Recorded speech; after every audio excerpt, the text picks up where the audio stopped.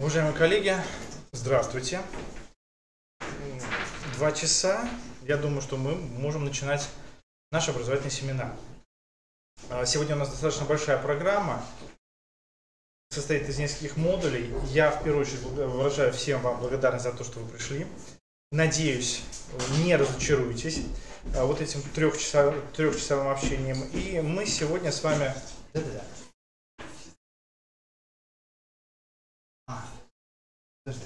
Все. Да-да-да, хорошо, коллеги, буквально вот одну секунду подождем Татьяну Дмитриевну. Без нее не будем начинать. Все хорошо, а? Да-да-да, коллеги, сейчас я уже раскочегарю, что называется, да, я начну говорить. Сейчас подойдет Татьяна Дмитриевна, и мы уже начнем. Хорошо?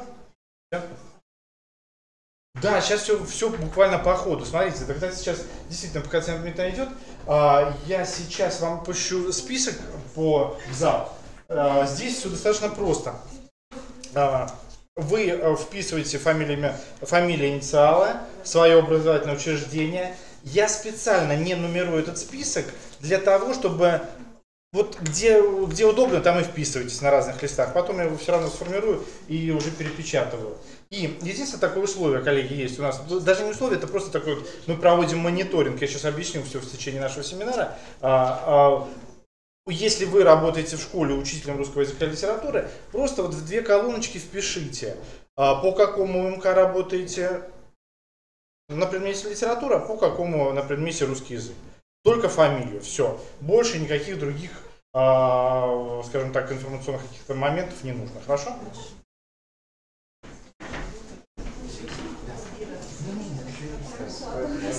Да. Вот, коллеги, пожалуйста. Здравствуйте, уважаемые коллеги. Меня зовут Татьяна Дмитриевна Поликарпова, я заведующий кафедрой общего образования. Я очень рада приветствовать вас сегодня здесь на семинаре в такой представленности. Да, я смотрю, и из других муниципалитетов к нам приехали, что отрадно. Мы по-прежнему интересуемся всем, что происходит у нас нового в нашем образовательном пространстве. И, собственно, вот наш семинар способствует какому-то нашему и в том числе профессиональному развитию. Уважаемые коллеги, мне очень приятно представить вам Олега Николаевича Бойцова, кандидата филологических наук и ведущего методиста издательской корпорации «Российский учебник». Олег Николаевич у нас первый раз, но я надеюсь на дальнейшее сотрудничество. И Олег Николаевич прямое отношение очень долгое время имел и к общеобразовательной школе, поэтому он не понаслышке знает профессию учителя и также административную работу. Школу он знает изнутри, поэтому какие-то вопросы, безусловно, будут рассмотрены в контексте именно школьного преподавания. Ну и в том числе будут проекты новые, которые нам представляет издательство. А более подробно Олег Николаевич уже сам все представит. Спасибо огромное. Уважаемые коллеги, 310-316 кабинет. Если какие-то возникают организационные вопросы, пожалуйста, обращайтесь. Просто у Янины Викторовны, которая является организатором и куратором этого мероприятия, голос пропал, поэтому громко она, к сожалению, не может представить ничего. Поэтому, пожалуйста, подходите, 316 кабинет, там Янина Викторовна, и какие-то вопросы вы можете решить. Олег Николаевич, спасибо. Коллеги, жарко. Может быть, как-то мы будем включать периодически. Возьмите на себя управление. Не хотите? По итогам семинара. Да. Ну вот смотрите, вот от меня, если да, вы точно. хотите просто какой-то сертификат, безусловно, Олег Николаевич об этом все расскажет. А если вы хотите полноценные курсы повышения квалификации, то вы понимаете, курсы у нас внебюджетные, и тогда нужно записаться хотя бы на дистанционный модуль, и там вот уже такие организационные вещи мы с вами решим. Там где-то зачтется, безусловно, какая-то часть, поскольку вы здесь очно присутствуете. Ну, вот эти вопросы нужно решать, поэтому подходите к Елене Викторовне, 316 кабинет. Коллеги, всем понятно? Ко мне какие-то есть еще вопросы? Во сколько мы прервемся на перерыв? Ну, где-то 1,5 часа, вот так вот, такие традиционные 1,5 часа, да? Да, конечно. Да, я сейчас по регламенту все скажу. Все, отлично, спасибо огромное. Ну вот теперь уже можем начинать наш семинар. Итак, огромное спасибо Татьяне Дмитриевне, огромное спасибо всем организаторам, которые помогли мне вот сегодня здесь с вами пообщаться. Еще раз повторяю, надеюсь, что это первая для меня встреча в Сыктывкаре. Надеюсь, не последняя, и всегда выражаю уверенность, что эти 3,5 часа мы проведем с вами с пользой. Как сказала Татьяна Дмитриевна, я ведущий методист корпорации «Российский учебник». Это хорошо известное вам издательство «Дрофа» и «Вентана Граф». Они в свое время объединились, вот здесь вот как раз вот на этом первом презентационном слайде все это есть. Несколько лет назад они объединились, и плюс в корпорацию входит, на мой взгляд, актуальный сейчас и современный такой образовательный центр, образовательная платформа «Лекта». То есть все то, что есть на сегодняшний день в учебниках, все есть в цифре. Вот это, мне кажется, достаточно важно и актуально как для нас, для уважаемых коллег-учителей, так и для современного школьника. Несколько слов о себе, чтобы понимать, вот, с кем вы имеете дело. Да?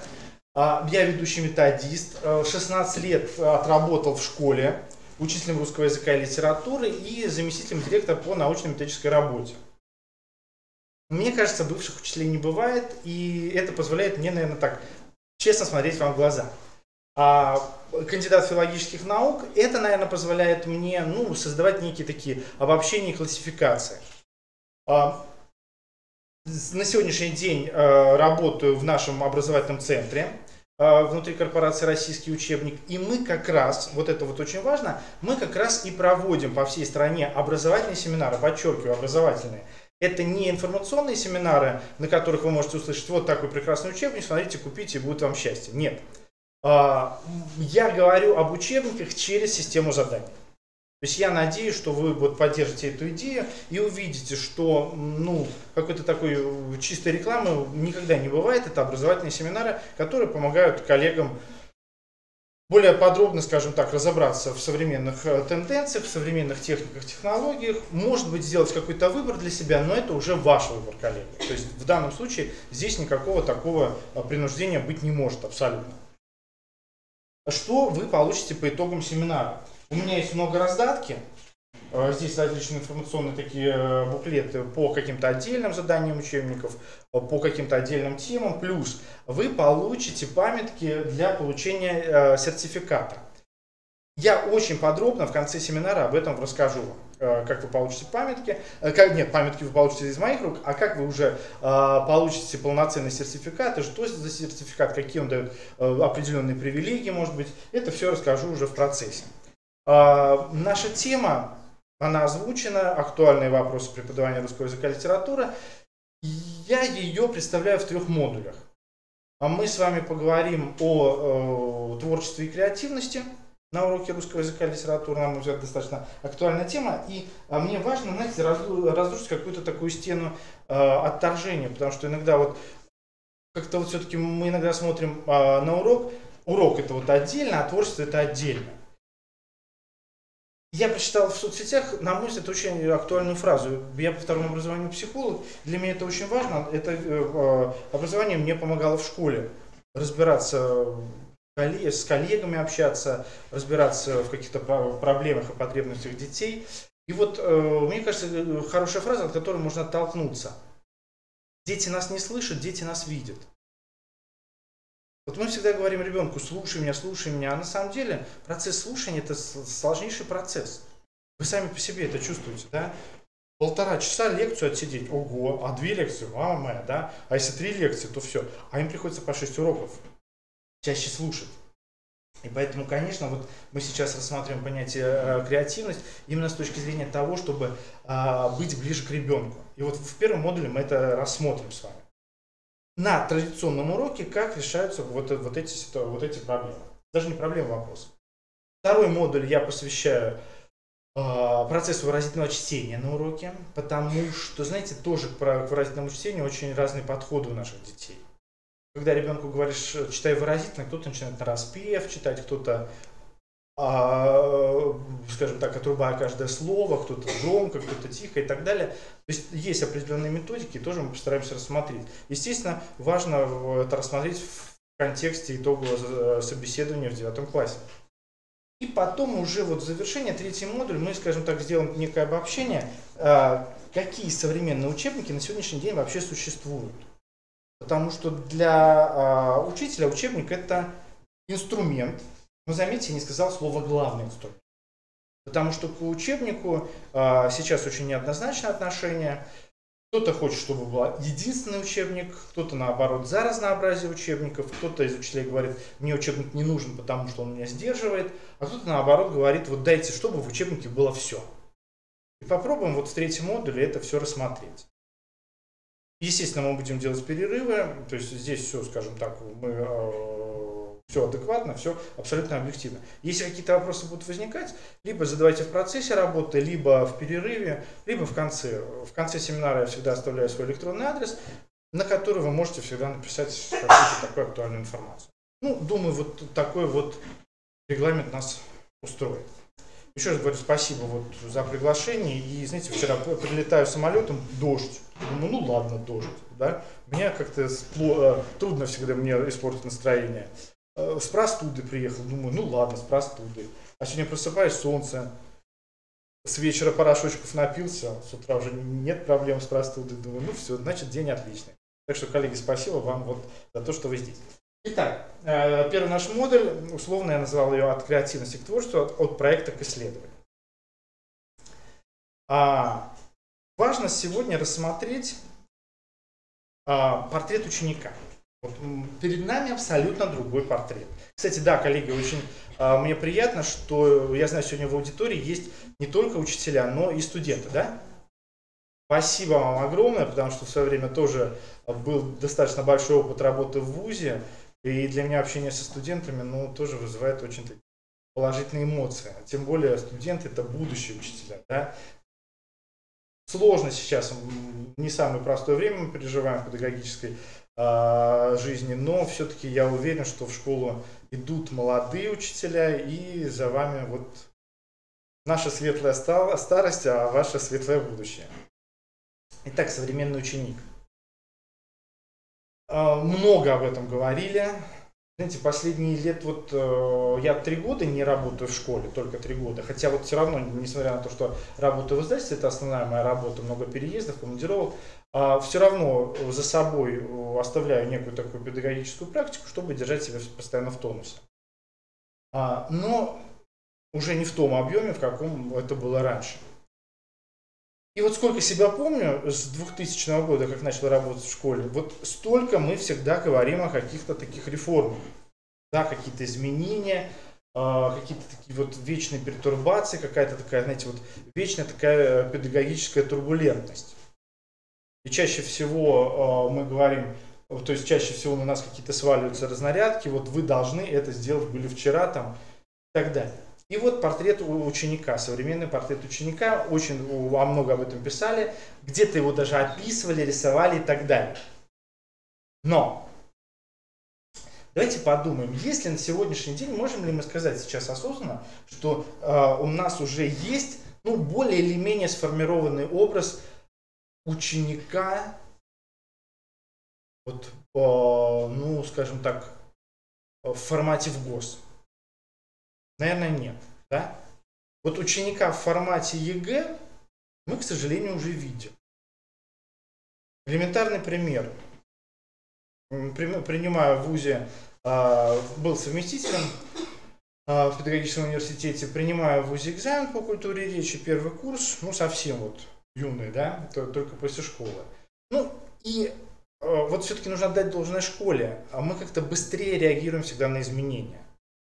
Когда я уже работал в школе, все-таки у нас уже были новые модели преподавания, мы об этом очень много говорили. А приходил в ВУЗ, классическая такая тихая, спокойная лекция-семинар, семинар-лекция. Надеюсь, что что-то сейчас изменилось. И традиционный экзамен по билетам. Билет, да, 2 вопроса плюс практика. Вот один из уже студентов садится передо мной и, естественно, начинает плавать, да. И он мне говорит, я говорю, ну давай, сосредоточься. Он говорит, а дайте мне варианты ответов. Я вам точно отвечу.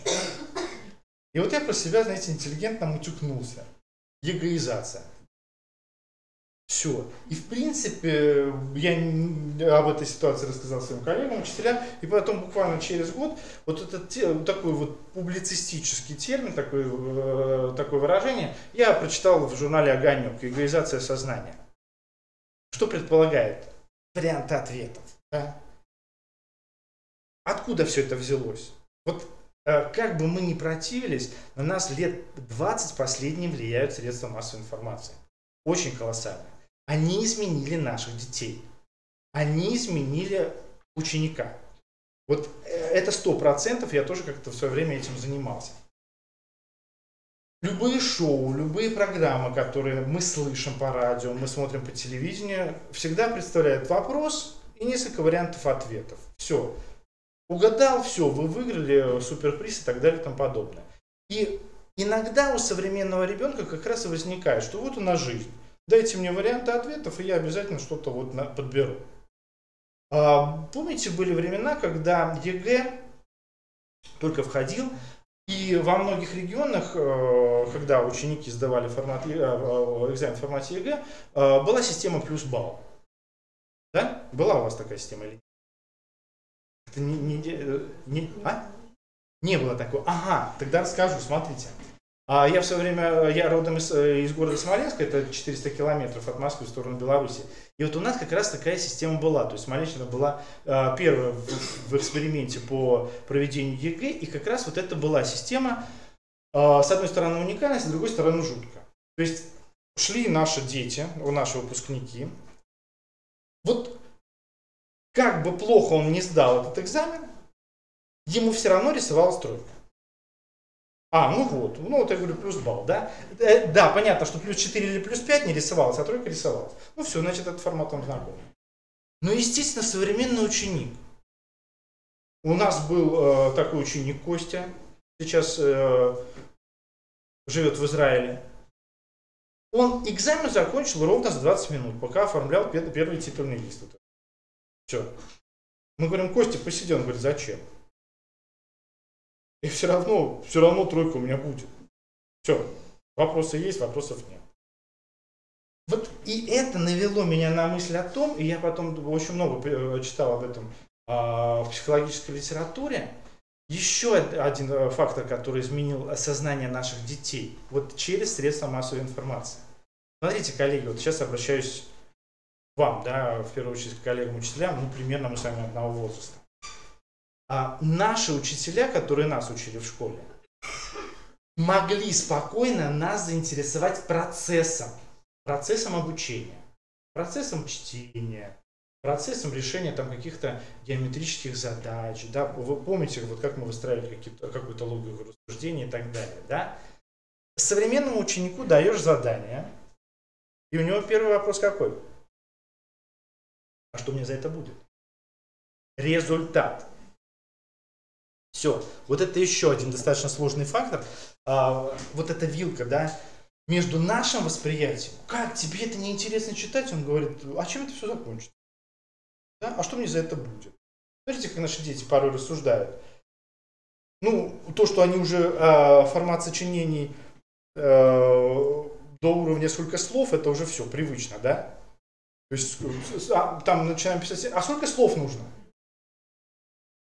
Сдает работу, например, там вот какой-то, тренировочная, проверочная. Да что вот расскажу, просто, это анекдот, который всегда со мной. В 9 году был мой первый выпуск, 11 класс.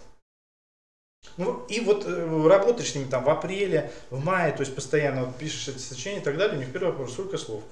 Там, у меня 170, все, я говорю, слушай, работа плохая, то есть не содержательная, ничего. Олег Николаевич, вы что? 172 слова, что вам еще нужно? То есть все, вот уже по количеству, то, что содержание, уже бог с ним, да? Ну и вот, и просто вот анекдот, что называется. Я всегда цитирую с удовольствием. Был у меня в 11 классе ученик Джимми, грузин, замечательный мальчик, но плохо говорящий по-русски. Я думаю, что у каждого в классе бывают такие ученики. Да? И вот 11 класс, он в апреле написали это сочинение, я проверяю работы на выходных, прихожу в класс, все, я говорю, слушай, такое ощущение, что я вот эти несколько лет работал в зоне. Ну типа, вообще. Что вы творите, ребят? Через месяц экзамен сдать. А поднимается этот Джимми, поднимает руку и говорит, Олег Николаевич, слушайте, у вас самого в ЕГЭ, в ваших заданиях слово «вообще» написано. Я говорю, где? Он, ну, смотрите, задание 21. Выскажите вообще мнение. С такими учениками приходилось работать. Я думаю, у вас тоже. И вот наша сейчас задача рассмотреть, вот, что изменилось в наших учениках, что изменилось в сознании наших детей. Я всегда делю ребенок и ученик, это разные социальные роли. И как с этим сейчас работать в современных условиях. Итак, мы говорим, современный ученик должен. И вот здесь вот несколько таких пунктов. С какими-то пунктами мы соглашаемся. Какие-то пункты были и в нашем детстве, да, но что-то появилось новое. Ну, например, креативность. Ну, опять же, вот эта вот нацеленность на результат, видите, не на процесс, на результат и так далее. Инициатива, коммуникабельность, мы тогда об этом не говорили, человек должен быть общительным, сейчас это мы называем как его новым словом коммуникабельность. Современным. Ну так вот, все-таки посмотрим на портрет современного ученика, какой он сейчас. Вот эту информацию я нашел на просторах интернета, здесь никогда не делал никакой тайны, но нашел для себя, выбрал для себя только то, что, на мой взгляд, кажется интересным мне и вам, уважаемые коллеги. Итак, смотрите, вот это проблема, с которой сталкиваются учителя в первую очередь литература. Современный ученик не читает большие тексты. Все, вот это уже первый пункт. И кто виноват, что с этим делать, кто виноват? Информационное пространство, информационное поле. Короткие рекламные ролики, короткие какие-то посты в социальных сетях и так далее. Все, вот это вот действительно так и есть. Отталкиваясь от того, что я сказал, ученику интересен не столько процесс, сколько результат. Да мы с вами, давайте тоже, скажем так, признаемся в том, что иногда, например, если нас вот какая-то информация по радио или по телевидению не устраивает, вот затягивается, мы чувствуем, долго что-то он говорит, непонятно, да, все, мы уже чаще всего можем отключить этот канал. То есть краткая, наглядная информация. Вообще, если говорить о психологическом подходе, то вот восприятие информации, ну это давно известно, я думаю, на предмете общая психология, в ВУЗе вам об этом говорили, такое продуктивное восприятие информации примерно 20 минут. Вот отсюда строится наш современный урок. 2 по 20. 20 минут, серединка урока, восприятие зависает, какая-то активность такая, может быть, физическая, и потом еще следующие 20 минут. Но я в свое время тоже вот занимался этой темой. Вот в последующие 20 минут восприятие информации абсолютно разное. Самое продуктивное восприятие информации приходится на первые 20 минут. До 80% информации ученик воспринимает на уроке в первые 20 минут. А иногда, вот, ну, по крайней мере, как у меня было, не знаю, может быть, у вас такое тоже было, да, первые 20 минут мы там их растрясаем, активизируем, да, проверяем домашнее задание, вам с 15 минут до конца урока, ой, я новую тему забыл объяснить, да, и все, и начинаем это объяснять в конце урока, а в конце урока восприятие информации только 36%. Так что помним о том, что вот даже разный этап урока, он важен с точки зрения психологии. Современные ученики, вот мы говорим о краткой наглядной информации. И плюс важно, современный ребенок воспринимает только наглядную информацию. Чаще всего. Мы все изучали, опять же, в ВУЗе. Есть 3 типа восприятия информации. Аудиалы, визуалы и кинестетики. Вот сейчас психологи говорят о 4-м типе восприятия информации. Аудиовизуалы. Это наш современный ученик. Он берет в руки гаджет, и он обязательно надевает наушники. То есть идет восприятие информации только по 2 каналам. Мы же, наверное, с трудом воспринимаем современный урок, построенный, скажем так, только на слове учителя. Хотя для нас, коллеги, когда мы были учениками, для нас ничего другого и не было. Слово учителя. Все, это была такая вот «учитель сказал». А все из-за того, опять же, потому что было мало источников информации. Что у нас было в детстве наше? Слово учителя, библиотека, домашняя библиотека и один канал радио, радиоточка, и один или два канала, как повезет, телевидение. Сейчас восприятие информации колоссальное. То есть ученик сейчас тонет в информационных потоках. Если раньше, чтобы нас загнать со двора в дом или в библиотеку, учителю достаточно было дать одно задание: напишите реферат. И все. И я уверен, вы даже помните, как вы этот реферат писали, искали там в библиотеках книгу и так далее. Для современного ученика, скажем, напишите реферат. 70 страниц. И сноски даже рекламные забудут снять. Да? Но распечатает красиво, вот. Все, нате, да? Так что вот проблема в разных информационных потоках. И от этого нужно отталкиваться. Следующий момент.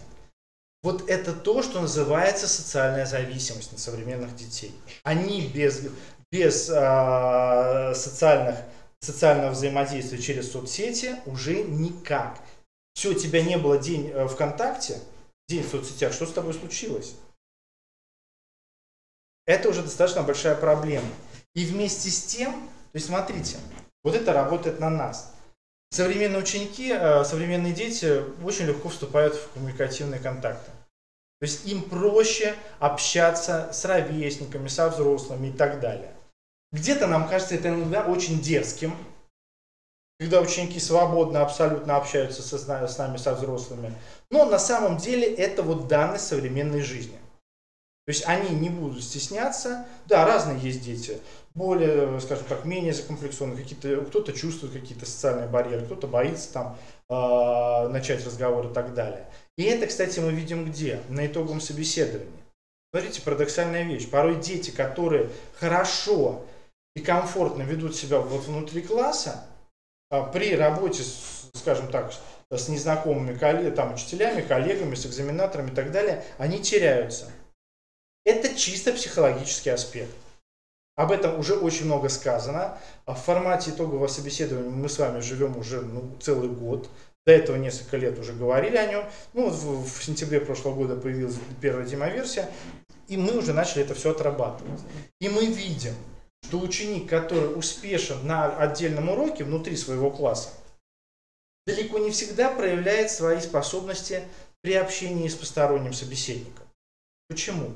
Нет опыта, который помогал бы ребенку выходить за рамки зоны комфорта. Вот это еще один важный вот эта проблема. Хотя современные дети, еще раз повторяю, они без социального взаимодействия уже себя не представляют. Вот проблема, скажем так, она, конечно, в меньшей, может быть, степени касается преподавания в школе, но она проблема социальная. Если в наше время, в советское время, мы все вышли из советского времени, да, значимо было мы единое целое, мы коллектив и так далее, то сейчас наоборот. Это, естественно, массовая информация, это и жизнь, скажем так, диктуют другой формат. Они не чувствуют себя единым поколением. Каждый индивидуален. То есть вот парадоксальная вещь. С одной стороны, они тянутся друг к другу. Общение в соцсетях, просто общение. Но с другой стороны, внутри каждый индивидуален. Вот это вот, на мой взгляд, достаточно парадоксальная вещь. И вот такой вот еще формат саморазвития, это модно. Я вот это слово модно взял бы в кавычки. То есть действительно сейчас многие подростки любят, скажем так, говорить или пропагандировать внешне, что вот они ведут здоровый образ жизни, что они читают и так далее. Но для некоторых это просто модная точка. То есть это не какой-то внутренний такой принцип, а вот потому что это модно. Саморазвитие. Но, с другой стороны, вот на этом саморазвитии мы тоже с вами можем сыграть, коллеги. Проектная деятельность это что? Это собственная мотивация, это собственное развитие, это создание некого продукта. Вот поработайте самостоятельно. Смотрите, у вас 2 недели впереди, да. Поработайте, вот мы создаем какой-то некий проект и так далее.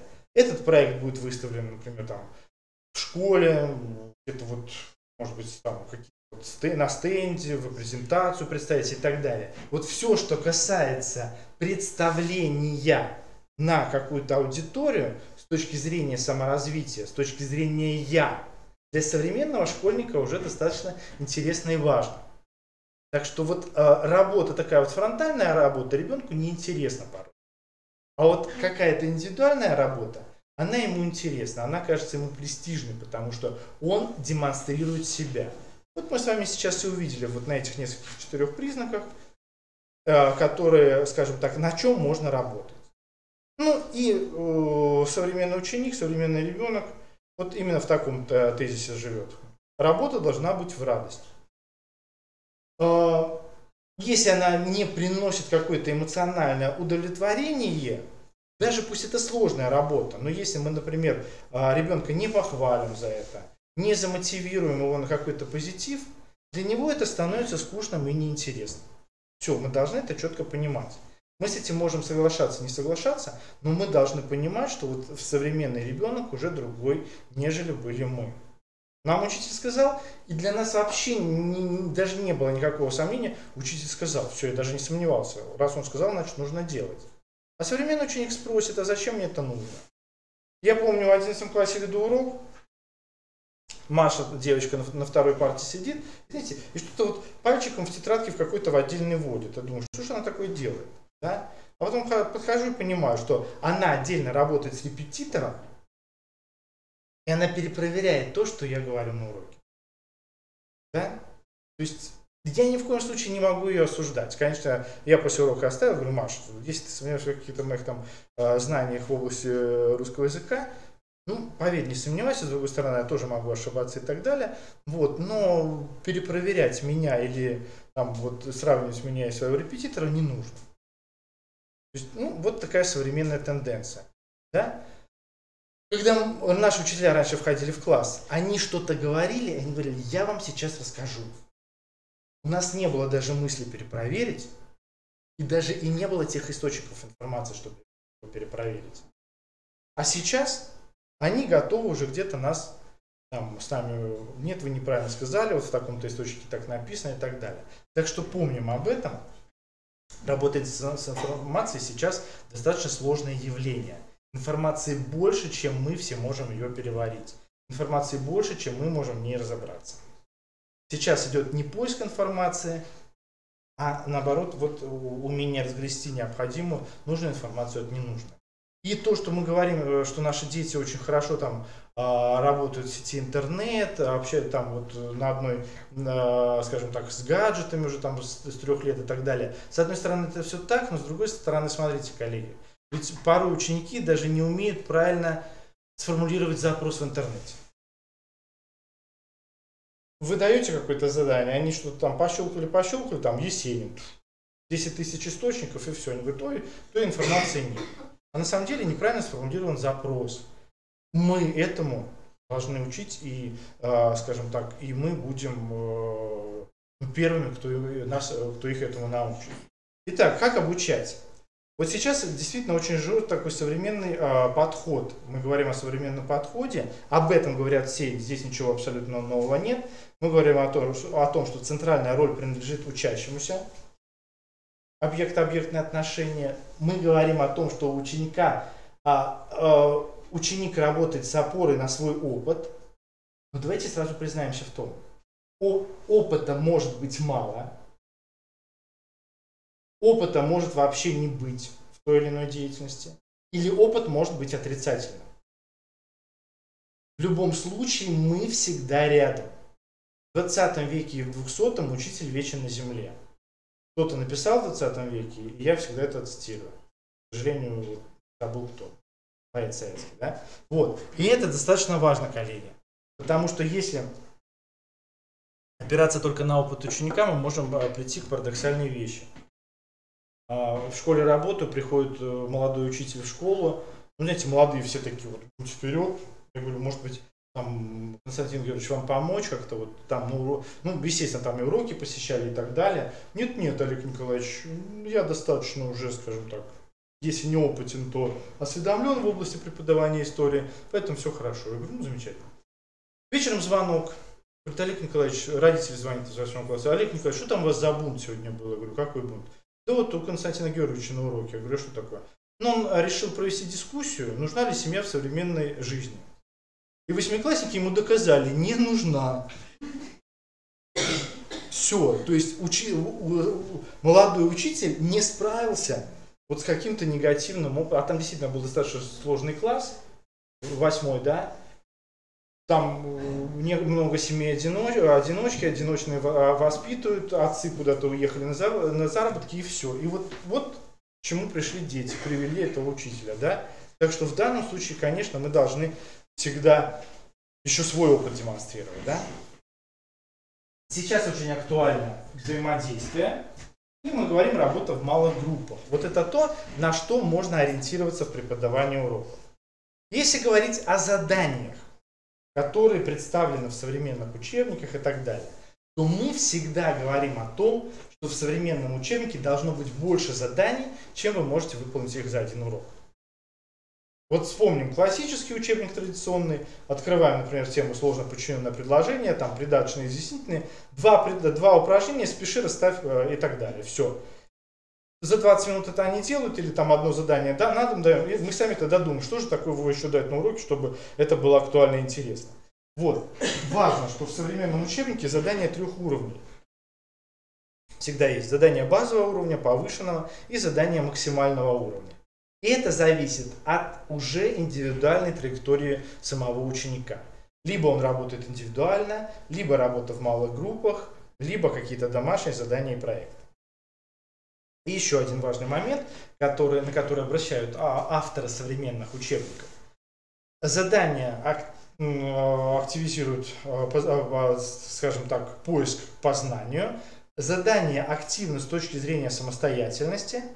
И многие задания как раз строятся через проблемную ситуацию. То есть, вот, скажем так, некая проблема должна быть. Не просто на уровне там алгоритма, хотя алгоритмы очень важны, коллеги. Посмотрите, в этом отношении нас очень часто учителей русского языка упрекают в том, что мы натаскиваем к ЕГЭ. Ну, придумали это враги, скажем так, завистники. Мы работаем по алгоритму. Вот такой ответ должен быть. Потому что, смотрите, задания-то проверяются по определенному шаблону.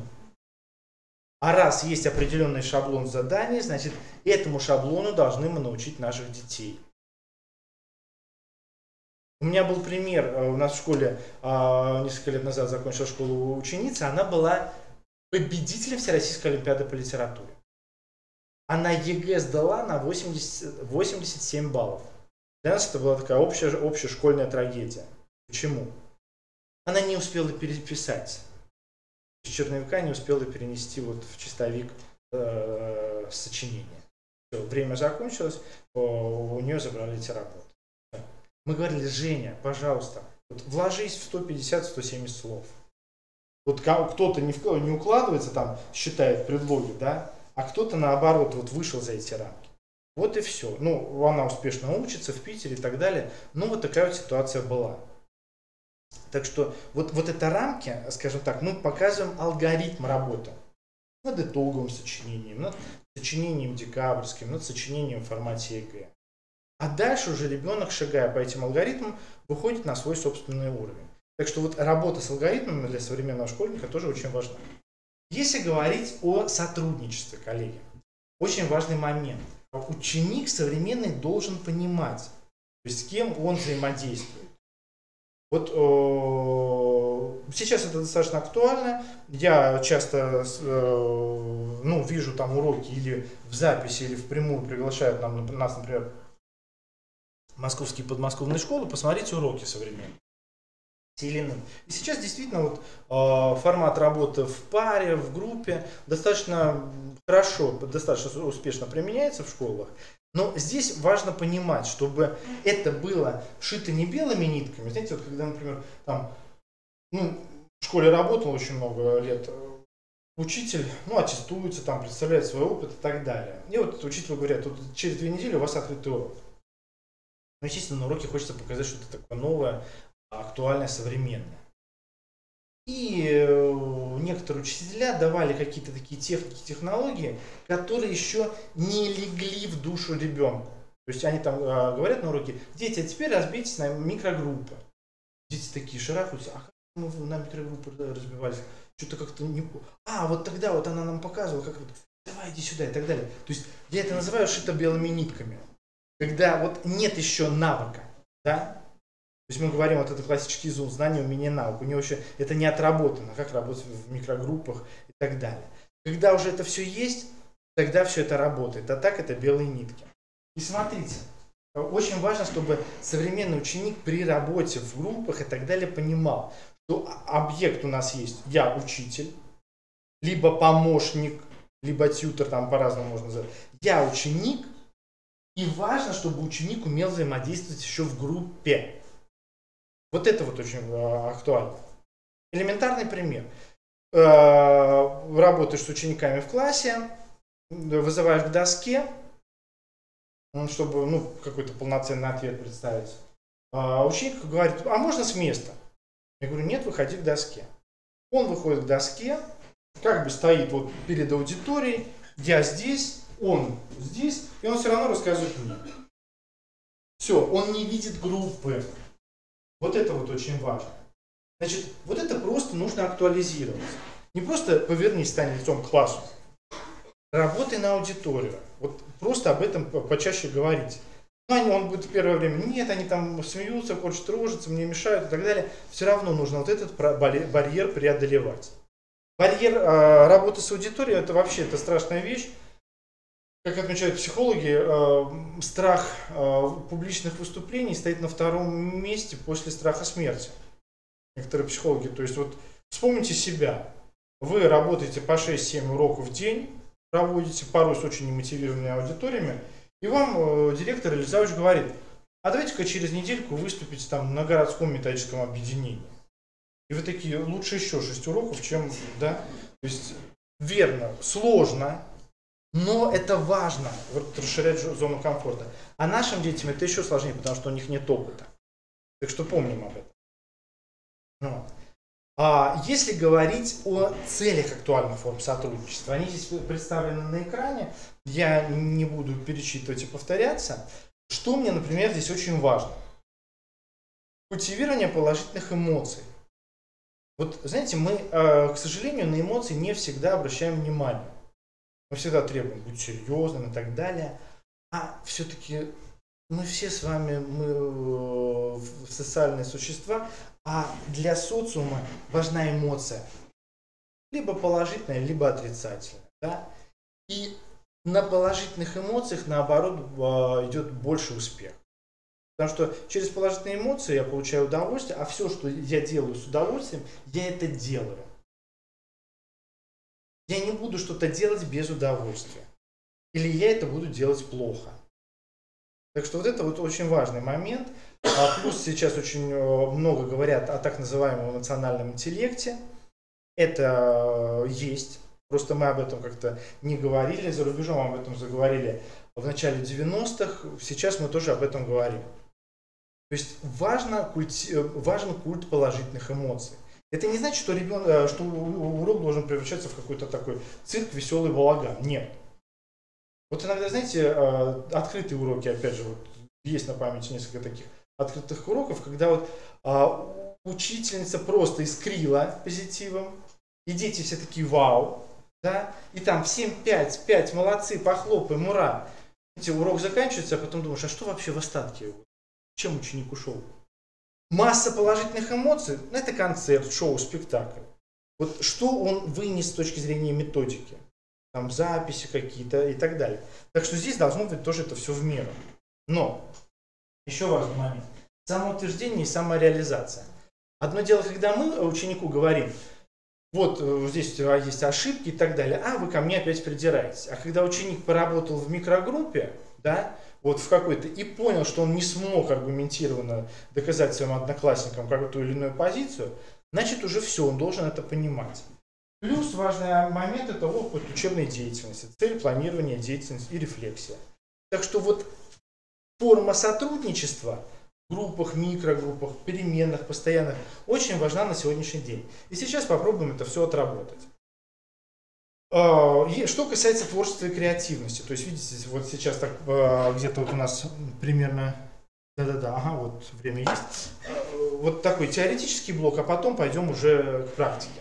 Мне очень нравится вот эта вот цитата Генриха Альтшулера, создателя теории решения изобретательных задач, который говорит по поводу интуиции.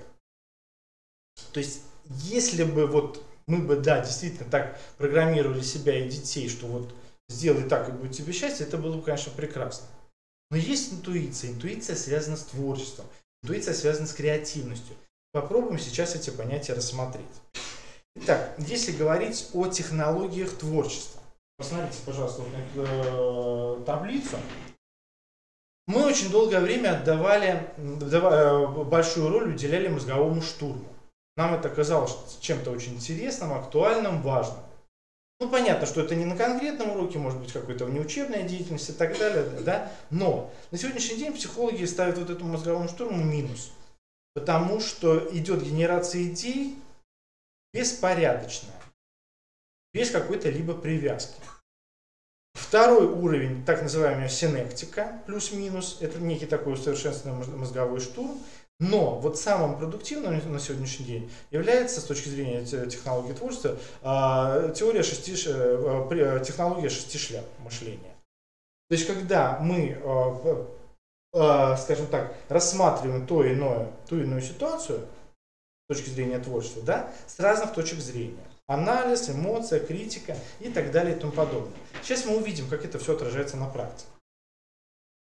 Важный момент. Творчество, креативность. То есть вот креативность – это первый шаг к творчеству. Потом мы шагаем уже дальше. Да? И креативность, вот чему можно учиться? Креативность или творчество? Вот креативность, как считают психологи, это такой некий внутренний задаток, который может позволить развить творчество, а может и остаться в этом зачатке. Показателями креативности, посмотрите, что является: беглость, гибкость и умение детализировать. И вот посмотрите на своего ученика. Вот если хотя бы 2 показателя у него работают, значит в нем что-то есть. С точки зрения такой вот креативности и с точки зрения, может быть, творческого подхода. Следующий очень важный момент. Мы говорим об одаренности. Все это вот в связке идет: креативность, творчество, одаренность. Вот здесь вот на экране представлено такое традиционное восприятие одаренности, но что очень важно. Многие специалисты в этой области сейчас уже выделяют новый вид одаренности, так называемая социальная одаренность. Это легкость в установлении контактов и общительности. Вот по большому счету, вспомните своих детей. Есть дети, которые успешны в с точки зрения академического подхода, да? Спортивные, творческие и так далее. Но они тяжело идут на контакт. Да? То есть они такие молчуны, они таланты, но молчуны. И есть наоборот. Знаете, такие троечники, которые там чуть-чуть, но они уболтают любого. Они разговорят любого. И не чаще, но вот по-разному происходят эти ситуации, да? Но иногда мы видим, что вот выпускник школы, который закончил с золотой медалью и так далее, вот где-то он застрял. Через 5 лет встречаемся с ними, а он где-то вот тихо, спокойно так работает, никого не трогает, да? А какой-нибудь такой вот троечник подъезжает к вам на красивом авто и говорит: а давайте я вас подвезу. Я ни в коем случае не говорю, что троечник всегда везет. Везет тем, кто умеет добиваться цели. Вот социальная одаренность – это важный фактор современной жизни. Без него мы никуда. Взрослые люди, молодые люди, умеющие пойти на контакт, умеющие договориться, умеющие отставить свою точку зрения, умеющие кого-то в чем-то убеждать, они более успешны. И вот опять же, мы когда говорим об итоговой аттестации в 9 классе, мы это видим. что успешные дети в академической области не всегда ярко представляют себя с точки зрения такого социального речевого взаимодействия. И наоборот. Так что вот есть над чем задуматься, и мне кажется, вот это вот очень важный момент, который мы должны тоже в своей работе отслеживать. Психосоциальная чувствительность. Вот здесь вот тоже таких несколько признаков тех учеников, которые там, ну, тех детей, которые тоже обладают вот некими признаками одаренности. Справедливость, высокие требования к себе, воображаемые друзья, то есть у них такие очень была фантазия, чувство юмора. Кстати, обратите внимание вот на тех учеников, которые у вас обладают таким достаточно высоким чувством юмора. Опять же, это связано с социальной одаренностью. И вот такие ученики, порой которые 5, 6, 7 класс сидят, и вам кажутся они такими сплошными троечниками, где-нибудь в классе 8-9 они становятся КВНщиками. Я веду семинар в одном городе, и учительница такая расплывается в улыбке на первом ряду, говорит: боже мой, так получается, что у меня весь класс социально одаренные дети. Говорит, они у меня троечники, то есть на педсоветах я за них краснею. Все школьные концерты состоят только из моих учеников. То есть, да, вот она, вот, скажем так, другие подходы. Значит, они нашли себя в чем-то другом. Это не хорошо, это и не плохо, это данность. Значит, им просто нужно подтягивать эту академическую одаренность, чтобы они хорошо сдали свои экзамены. И если говорить об одаренности с точки зрения проявления, то мы тоже, коллеги, должны четко понимать, что есть явная, но такой явной одаренностью обладает 1-3% от общего числа детей. То есть на 100 человек 1-2 ребенка. Это такая вот явная одаренность. А помните, одно время прям была такая вот бум на одаренных детей. Конференция «Одаренные дети», там семинар «Одаренные дети». Я был заместителем директора, из департамента приходит разнарядка: 25 детей отвезти на конференцию по одаренности. То есть 25 детей. Бойцов, на, веди. У тебя класс нормальный, да, то есть 25 одаренных, как будто и все, да. Конечно, это притянуто за уши, конечно, это белые нитки. Если говорить о возрастной одаренности, то вот она может проявиться, а может исчезнуть. И вот есть такое понятие скрытая одаренность. То есть в школе никак себя не проявил, через несколько лет вот в чем-то себя проявляют. В творчестве, в спорте, может быть, в написании там, произведений и так далее. Так что вот это все нужно понимать. Вот если вот эту всю матрицу теперь, скажем так, спроецировать на наших детей, на ваших учеников, то вы можете уже как-то посмотреть на учеников другими глазами. Как же это проявляется в конкретных, может быть, заданиях? Сейчас вот эту теорию переводим уже в практику. Итак, смотрите. Сейчас я буду представлять вам некоторые задания из разных учебников нашего издательства. И как раз мы будем вот анализировать задания с точки зрения, вот что здесь проявляется. То есть, ну, такой элемент практики у нас сегодня будет. Итак, посмотрите. У нас есть, на мой взгляд, такой достаточно интересный учебник под редакцией Алексея Дмитриевича Шмелева «Русский язык 5-9 класса». Может быть, кто-то знаком, кто-то не знаком. Помимо того, что этот учебник реализует все задачи, которые стоят на сегодняшний день, от орфографии, пунктуации до развития творчества, да, то есть подготовка к экзаменам, все это есть. В нем очень много заданий, которые как раз и целенаправленно работают на вот умении ребенка нестандартно мыслить. А нестандартное мышление — это уже есть первый шаг к креативности. Экран очень хороший, все видно. Итак, смотрите. Дано четверостишее из Есенина, без всех знаков препинания. Ваша задача ученика или вместе с учеником расставить эти знаки препинания. Смотрите, какие задачи решаются. Во-первых, ученик прослушивает аудиозапись. Вот это, кстати, очень важно. На нашем сайте rosучебник.ру мы всегда с коллегами проводим очень много вебинаров. Может быть, кто-то присоединяется, всегда за это очень благодарен. И вот летом, в июне я проводил вебинар, не помню, когда слово называется, условно там 5 компонентов современного учебника по русскому языку и литературе. Обязательным условием хорошего учебника по русскому языку является наличие аудиоприложений. Ученик должен слушать. Не только нас. Вспомните ситуацию в 9 классе, когда мы раньше читали там изложения, потом они вот воспринимали информацию на слух, нашу речь, и работали. В какой-то момент возникли диски, то есть чужая речь. Естественно, все были в шоке, и мы, и дети, и родители, да. Там и диск плохой, и пауз не те, и так далее. Ну, понятно, вот когда мы с вами читали, мы же не исключали человеческий фактор. Вот пусть они там, вот мы в течение года их будем там вот ругать, пугать, но когда приходит время чтения, изложения, мы же там чуть ли не с паузами, запятыми, все это там моргали, да? Вот, а тут уже ситуация другая, ученик должен прослушать чужую речь. Вот в этих аудиоприложениях, вот с 5 класса есть эти приложения, и ученик уже целенаправленно слушает чужую речь. Речь постороннего собеседника. Это уже нацеленность на результат. Смотрите, коллеги, по большому счету, мы-то с вами, вот вся наша деятельность, за которую мы отвечаем в школе с 5 по 11 класс на русском языке и литературе, ведь все строится на 4 видах коммуникативной деятельности. Слушание, говорение, чтение, письмо.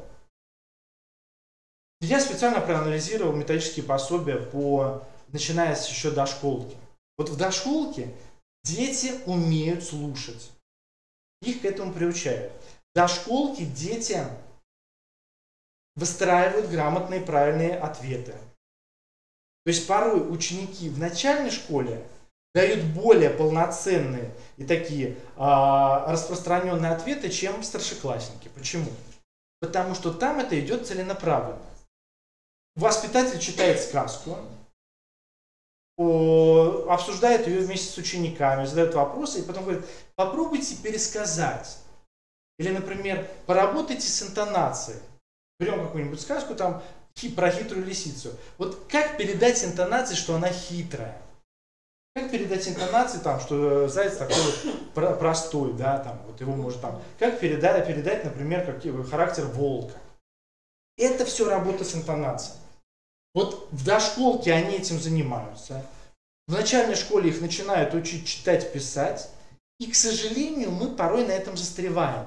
На чтении и письме. Потому что классы большие. Как провести фронтальный опрос? Письменную работу дать. Чем мне заниматься на выходных? Только проверять самостоятельные работы и контроль. Это вообще нет контроля, нет тетради на выходной, вообще жизнь не удалась, да, у учителя. А тут уже проверил, все, то есть вот, и все. И мы, к сожалению, забываем о развитии речи устной, коллеги. Вот это важно, потому что действительно мы говорим, уроки развития речи, чаще всего это все равно мы развиваем письменную речь. А устно, и тогда мы застреваем. А в 9 классе бам, итоговое сочинение. Так что важно все-таки, чтобы ученик и в домашних условиях мог через аудиоприложение послушать то или иное задание, и его выполнить самостоятельно. Ну вот, для себя каждый уже нарисовал. Если было побольше времени, я бы сказал, запишите это четверостишее и расставьте самостоятельно знаки препинания. И мы сравним это с авторским текстом. Да? То есть, видите, оказывается, авторский текст, ну, я уверен, знаком этот текст был, он не совсем стандартный. Кто-то там из учеников скажет, еду тихо, да, пауза, слышно звоны и так далее. А тут, оказывается, еду тихо, слышно звоны под копытом на снегу и так далее. Так что вот небольшие задания, и они, кстати, мне очень-очень нравятся. Еще покажу такое же задание в другом учебнике. Вот очень простое на самом деле задание, но очень продуктивное. Берите любой текст и из него выбрасывайте все знаки препинания, в том числе даже точки. И дайте ученику, пусть он сконструирует этот текст. На листах, да, там, дома, может быть, в презентации и так далее. То есть он уже будет чувствовать, где интонация, где грамматические основы, где смысловое членение текста и так далее. Вот для ученика это будет важной работой по конструированию текста. Я очень много говорю именно о конструировании. Это вот сейчас очень такой продуктивный метод работы с текстом. Так что, пожалуйста, пользуйтесь им. А вторая, я условно называю, территория заданий. Смотрите, вот это задание, которое я просто вытянул из учебника, не через скан, а вот распечатал, чтобы удобно было работать на семинаре. Итак, посмотрите задание.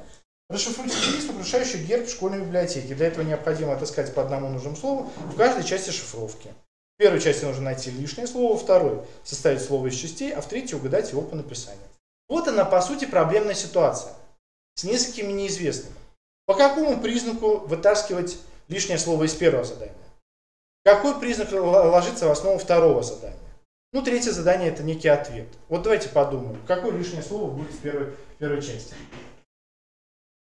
Береги, абсолютно верно. Какой признак? Морфологический, да? Существительный в данном случае глагол. Все. Разные могут быть, скажем так, признаки. Вот, все, это самый такой, на мой взгляд, верный. Верно. Да, второе задание. Что повторяется вот в первой колонке, что во второй, что в третьей? Конечно, абсолютно. То есть, смотрите, это прекрасно, что мы с вами это все четко понимаем, да? А вспомните наших даже старшеклассников, 11-классников.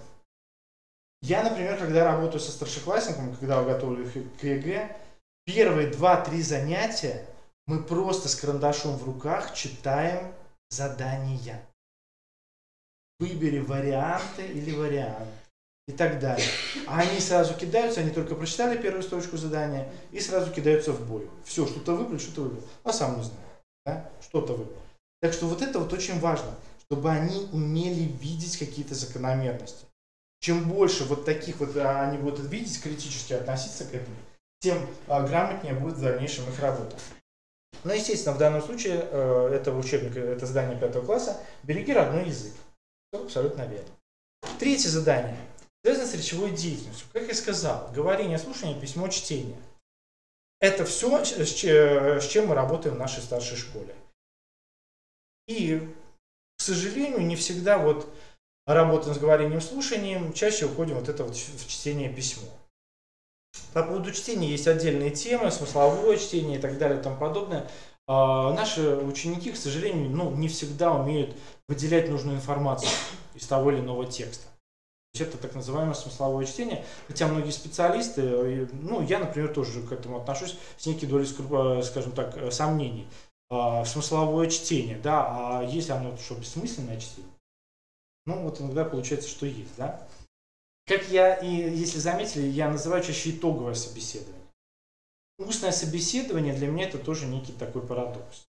Потому что как-то письменное собеседование, это мое такой взгляд, может быть, я не догоняю, но как-то так. Вот. Итак, говорение, слушание, письмо, чтение. Очень много заданий, которые помогают ученику развивать, скажем так, осознавать, каким видом деятельности он на сегодняшний день занимается. Вот, например, задание из учебника. Подберите продолжение к началу каждой пословицы, запишите, разделив их на 2 группы, определите, о каких видах речевой деятельности в них говорится. Ученик должен понимать, какой вид деятельности он отрабатывает. И вот это будет актуально. Знаете, по большому счету, весь ВГОС, говорят, новые условия, новые стандарты. Я когда работал в школе, весь ВГОС понял на одном уроке по физкультуре. Пришел анализировать урок физкультуры с филологическим образованием. Нормально, да? Что делать завуч? Молодой учитель. И она действительно показала, знаете, урок, для меня новый стандарт, это когда ученик уходит с осознанием того, чем сегодня он занимался на уроке. Хотя мы и говорим о том, что ученик должен сам ставить цели, задачи урока, учебные цели и так далее, знаете, это тоже бывает белыми нитками шито. Помню, однажды с коллегой даже поспорили на эту тему. Нет, я говорю, надо поставить цель на уроке, да. Знаете, такое ощущение, как будто я предложил мемуары Гитлера почитать. Говорит, вы что, Олег Николаевич, на современном уроке ученик должен сам ставить цель. И вы видели тоже такие уроки. Иногда бедный учитель, ребят, как вы думаете, чем мы сегодня будем заниматься? Знаете, дети такие лихорадочные. А учительницу уж нельзя подвести, а тут еще 5 проверяющих сидит, каких-то теток, дядек, да? И все, если они еще не способны до конца осознать, чем они будут заниматься, так подскажите им, здесь ничего страшного нет. Урок физкультуры.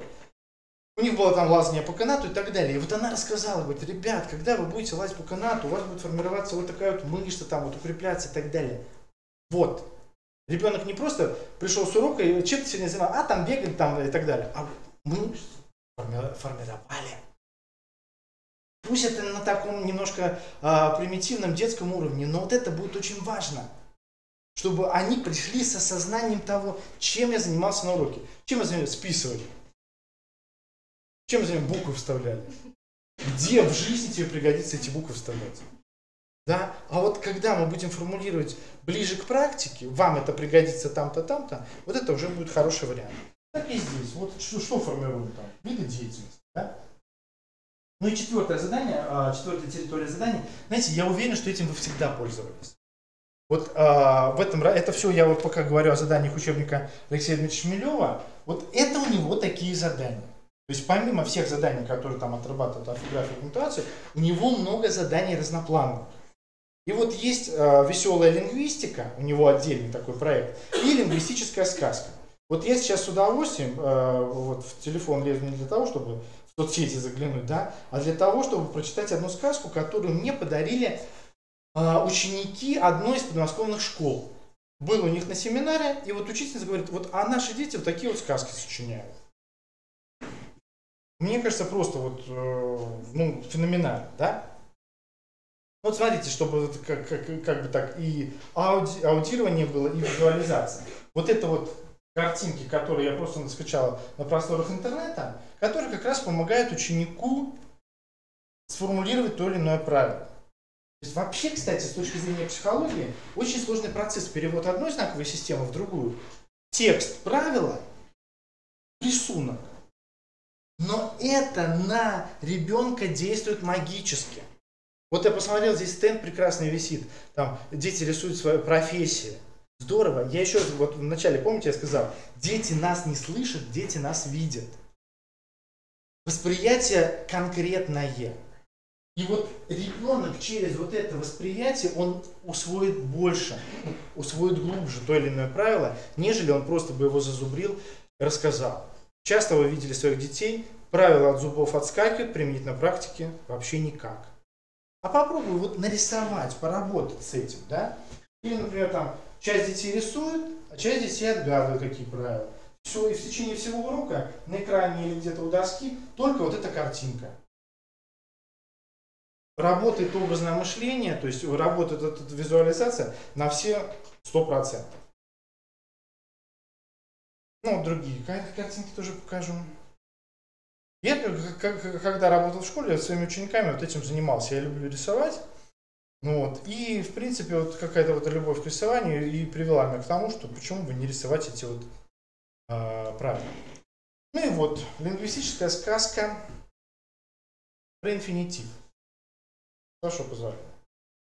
Мягкий знак давно и безнадежно влюблен... это сказка про мягкий знак, да, про инфинитив другая. Мягкий знак давно и безнадежно влюблен в букву Ш. Он ходит за ней, как тень, из слова в слово, но все напрасно. Буква Ш терпеть не может букв, от которых никогда не добьешься ни звука. А мягкий знак именно таков. Он робок, застенчив, не пытается выделиться в строчке, занять в слове первое место. Он настолько тих и незаметен, что даже в контрольных диктантах нередко забывают о нем. Другим буквам, которым приходится близко встречаться с мягким знаком, нравятся эти его качества. Многие из них даже сами смягчаются от его соседства. Вот чувствуете, да, вот абсолютно другой подход. А не смягчается только буква Ш, несмотря на все старания мягкого знака. Она по-прежнему тверда и так шипит, что мягкий знак буквально теряет самообладание. Но ничего не может с собой поделать и всякий раз снова становится рядом с буквой Ш. В глаголе второго лица или в существительном третьего склонения. Когда это кончится, трудно сказать. У мягкого знака слишком мягкий характер, и он не в силах противиться строгим законам грамматики, которая одна распоряжается всем, что написано на бумаге, от маленькой запятой до самого твердого знака. Вот такая вот сказка про мягкий знак. То есть, видите, все признаки в данном случае вот этого написания охарактеризованы. Вот в такой, на мой взгляд, интересной форме, которая доступна для ребенка. Итак, мы посмотрели вот 4 территории заданий: работа с текстами, работа с различными знаками препинания, работа с проблемной ситуацией. Вот эта вот территория заданий, я условно называю 5-я территория заданий, конструирование. Вот по сути сейчас такое небольшое задание вам, уважаемые коллеги. Это задание из учебника 8 класса. когда изучается уже на более таком высоком уровне словосочетания и грамматические основы. Смысл такой, что из этих грамматических основ, из этих словосочетаний нужно создать текст, конструировать. Опять же, здорово то, что это визуализируется. Ученики очень часто путают грамматические основы и словосочетания. В данном случае все это визуализируется. Работа с таблицами сейчас очень тоже активный элемент сотрудничества. Но задание для вас, уважаемые коллеги. Вот здесь я специально пропустил некие слова, то есть, которые формулируют задание. Посмотрите, пожалуйста. Вот запишите сейчас эти 6 слов. Выберите, распространите, расскажите, сравните, определите, выясните. Вот такое задание можно делать на методических объединениях на школе молодого учителя. Выберите. Сейчас минут через 15 будем вперед. Выберите, распространите, расскажите, сравните, определите, выясните. Записали, да?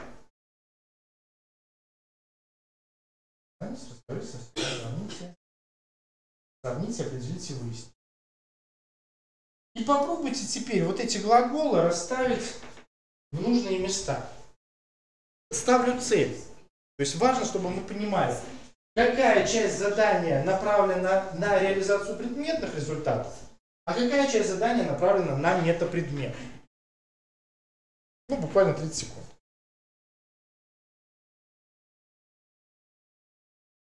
Текста не видно, да? Многоточие. Какие синтаксические единицы приведены в таблице? Вид предложений и вид подчинительной связи в словах. То есть многоточие. Грамматические основы предложений в словосочетании из правого столбца. Запишите предложение, подчеркните в них второстепенные члены. Новое предложение, что-то, какой-то глагол ставьте. Составленные вами предложения и одинаковое ли содержание ваших предложений. Есть ли различия в порядке слов в составе члена предложения? Наиболее удачный вариант. То есть просто работаем с формулировкой задания.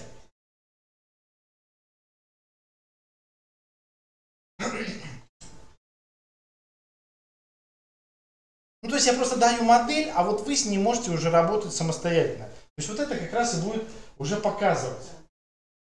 Выберите, распространите, расскажите, сравните, определите, выясните. Ну, что мы имеем? Расскажите, какие синтаксические единицы приведены. Определите виды предложений. То есть я еще раз говорю, это я уже специально выбрал задание, да? И вторая часть. Распространите, сравните, выясните, выберите.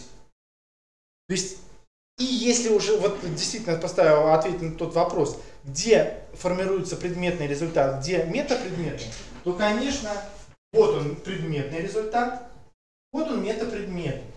То есть, чем больше глаголов на уроке у нас будет звучать, распространите, выясните, сравните, выберите, да? Когда у ребенка будет выбор, это всегда работа на метапредметный результат.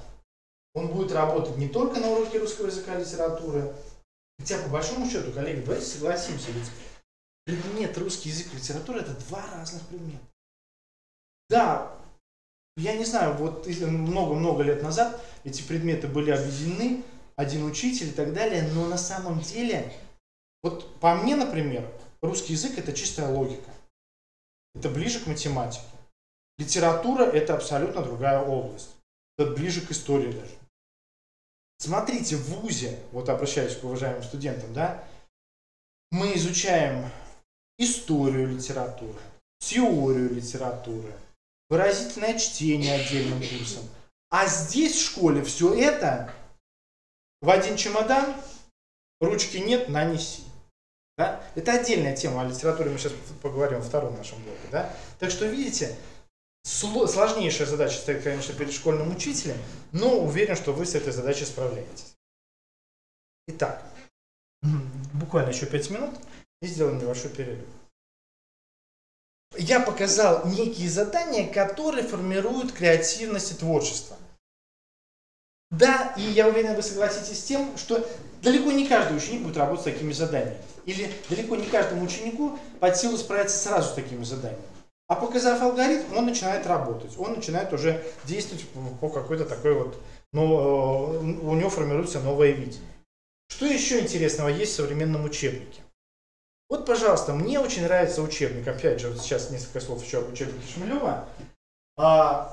Впервые в учебнике говорится об устной коммуникации с точки зрения вербальных, невербальных средств общения. Есть теория и практика с точки зрения правил эффективного слушания. Мы анализируем не только тексты, не только говорим о правилах, что такое слушание. Вот мы говорим, слушай меня внимательно. Такие ученики, хоп, сели и замерли. А слушают или слышат? Авторы вот этого учебника разводят понятие слушать, слышать. И смотрите, происходит вот она визуализация. Где нам это пригодится? Опять в устном собеседовании, когда мы анализируем фотографии, там, описание делаем и так далее и тому подобное. Вот, пожалуйста, задание 99. Рассмотрите иллюстрации, на которых изображены слушатели. Кто из них активный слушатель, а кто нет. И почему. То есть элементы визуализации для современного ученика очень-очень важны. Или, например, такое задание. Работа в паре. Посмотрите иллюстрации, определите эмоции этих людей, объясните, как вы это понимаете. То есть мы говорим о невербальных средствах общения. Мы говорим об этапах построения беседы. То есть это все то, что раньше было за рамками урока русского языка. Раньше мы все-таки говорили в большей степени об орфографии, пунктуации, письменная речь, устная речь и так далее. А здесь абсолютно новые аспекты. Опять же, мы с этим можем согласиться или нет, коллеги, в современной жизни по подсчетам специалистам, по анализу различных данных, рядовой носитель языка, мы с вами не рядовые носители языка, мы с вами лингвоинтенсивные носители языка. Потому что мы, работаем с языком, изучаем предмет русский язык, да, преподаем, и плюс еще наша деятельность основана на речи, на устной речи. Вот, для нас вот это самое важное. Так вот, а для рядового носителя языка письменная форма речи в современной жизни занимает примерно 9%. То есть, по большому счету, рядовой носитель языка уже перестает писать. СМС-ки в телефоне. И то, начинаешь писать СМС-ку, думаешь, длинная, лучше позвонить. Да? Каллиграфия. Мы с вами уже бьем по клавиатуре, берем ручку в руки, начинаем писать и уже думаем, не тот уже почерк, да. Все, то есть вот это беда. В некоторых европейских школах хотят вообще отказаться от каллиграфии. Я считаю, что это такое психологическое преступление. Потому что в детском возрасте вот умение писать развивает мелкую моторику. И, кстати, то же самое происходит и в пожилом возрасте. Всегда, вот я, например, своей маме всегда говорю, ей вот 80, дай бог счастья и здоровья. Она у меня такая, знаете, мать пилота, она вечно знает, в каких регионах я летаю, там, расписание всех самолетов знает, да. И я всегда ей пишу, говорю, мам, пиши. Пиши вот что угодно, мемуары, она у меня по образованию библиотекарь, и она вот мемуарчики какие-то свои пишет и так далее. Только пиши рукой. Развивается. Мозг в активном состоянии находится. Так что вот это очень-очень важно. Ну вот, видите, вот эмоциональная сфера, которая изучается в школе, в современной школе. А здесь я буквально просто пропускаю некоторые моменты. Ну вот, например, учебник Бабайцев. Мне нравится чем? Что в нем очень интересный исторический подход. Вот, кстати, дети, я в свое время, когда работал в школе, я их заинтересовал в свое время этимологией. Ведь по большому счету все исключения из правил, которые есть на сегодняшний день в русском языке, это история языка. Это не свалилось на нас откуда-то. Почему жиши через и так далее. Все в этом есть историческая подоплека. И вот когда, пусть не всем ученикам, некоторым, которые с удовольствием с этим будут разбираться, читать, исследовать, а потом они дадут какую-то презентацию, публичное выступление и так далее, вот расскажут о каких-то моментах, ученики по-другому воспринимают язык. Они воспринимают не как некий набор правил, а как очень строгую систему. И в этом помогают исторические сведения из области языка, этимологии и так далее. Работа с одушевленными и неодушевленными, моделирование урока. Вот, кстати, вот опять же задание. Сейчас уже будем.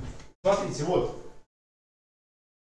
Опять дан небольшой текст, прозаический, там был поэтический текст, а здесь прозаический. Ни одного знака препинания. Вот обожаю такую работу. Я работал в свое время в школе по другому учебнику, не по бабайцевскому, но вот к этим заданиям я пришел сам. Вот честно говорю, мне это нравилось. Вот все убираешь, пожалуйста, давай, конструируй текст. А потом сравниваем с тем, что есть. И доказываем, почему так, а не иначе. Очень продуктивное задание. Ну, вот, например, у Бабайцева очень интересный подход с точки зрения «расскажи все, что знаешь о слове». Комплексный анализ слова. Целый проект можно создать. От лексического значения до выделения орфограммы. Это задание может быть выполнено устно-письменно и с использованием того или иного стиля. Ну, в данном случае формирование научного стиля. Да? Вот. Тоже достаточно важное, на мой взгляд, задание, которое помогает ученику, скажем так, разобраться в специфике тех или иных слов, в значении тех или иных слов. Все, коллеги, сейчас делаем небольшой перерыв 5 минут, после него продолжаем. Спасибо.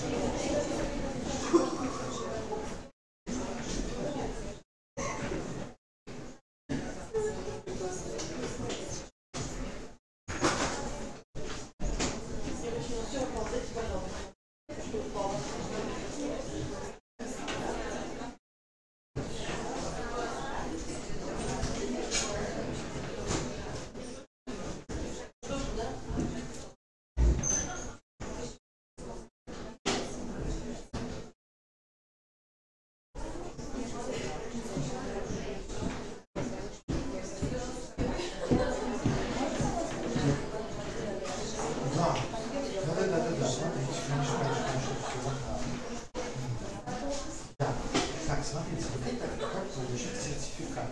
Здесь подробная память. Здесь еще раз вы заходите на сайт наш webучебник.ру. А такое было, да? Вот, Борис Александрович, да, ну тогда все. И вот вы получаете сертификат.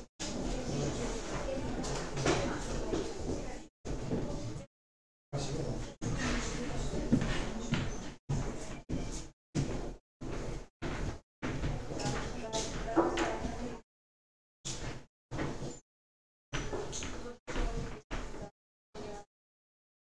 Коллеги, списки все? Да. Спасибо. Да. Сейчас вы будете? А будем, да, так сказать. Да. Ну вот у меня до того 6-го, если вы хотите чуть иначе, я понимаю, что... Я вот сейчас, да. Да.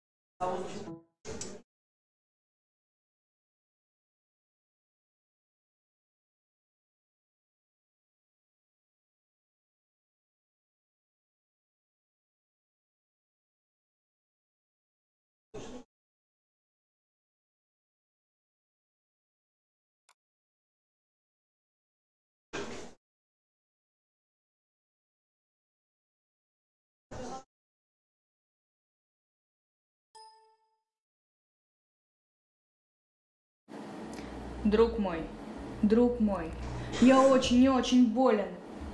Сам не знаю, откуда взялась эта боль.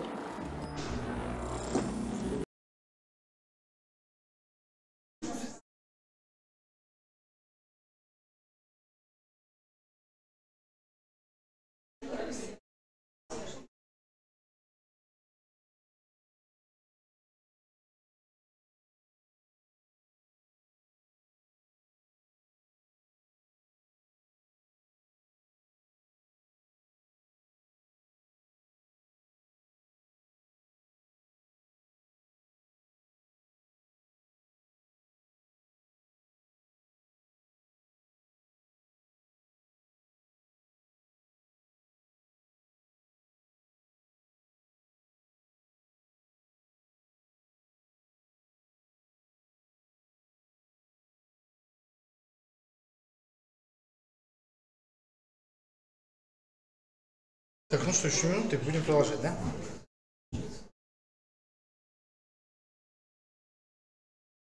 Итак, коллеги, ну, будем продолжать, сейчас нам будет подходить в онлайн-режиме, да? Вот мы с вами говорили о заданиях по русскому языку, которые, ну, я уверен, что вы понимаете и поддерживаете эту идею, что ученику, конечно, интересно работать не только в направлении вот, орфографии, пунктуации, отработка и так далее, хотя я прекрасно понимаю, что это значимо для итоговой аттестации. Но важно ученика заинтересовать. И как только возникает интерес к уроку, особенно возрастной, вот это вот очень важно, чтобы там 5 класс, все равно это элементы каких-то игр, все равно элементы какой-то занимательности и так далее. Когда у него уже формируется такой устойчивый интерес к предмету, к нам, через этот предмет, а по большому счету, кстати, я очень много занимаюсь теорией и практикой ораторского искусства, и вот там все достаточно просто прописано. Вот почему ходят на того или иного оратора. Например, там вы прочитаете афишу, в ваш город приезжает какой-нибудь политик. И возникает 3 момента. Либо 3 сразу, если, ну 3 сразу вообще даже и работать не будут. Либо 1, либо 2 момента. Либо только 1. Либо 2 сразу. Смотрите. Чтобы человек шел на того или иного оратора, 3 пункта есть. Либо интересна сама личность оратора. Не важно, что он говорит, мне он сам интересен. Второй шаг. Мне интересно то, что он говорит. То есть, как личность мне особо не интересно, а то, что он говорит, мне это интересно. Либо есть пресловутый административный ресурс. Надо, придем, проверим. От сих до сих, да, там по спискам. Вот примерно то же самое работает с нами в классе. То есть мы работаем с учениками в таком же режиме. Есть ученики, которые просто вот мы им интересны как личности. Они бегут к нам на урок. Пусть предмет сложный, пусть все равно там буду получать двойки. Но он говорит, вы мне нравитесь. Вот мне нравится просто у вас быть на уроке. Все. То есть это идет некое культивирование личности. Это идеально. Вот это самый вообще идеальный момент. Потому что ученик через эмоцию получает некое удовольствие. Ему интересно быть на вашем уроке. И вот это прямой путь к тому, что ему станет интересен предмет. чаще на этом строятся взаимоотношения учеников и учителей в начальной школе.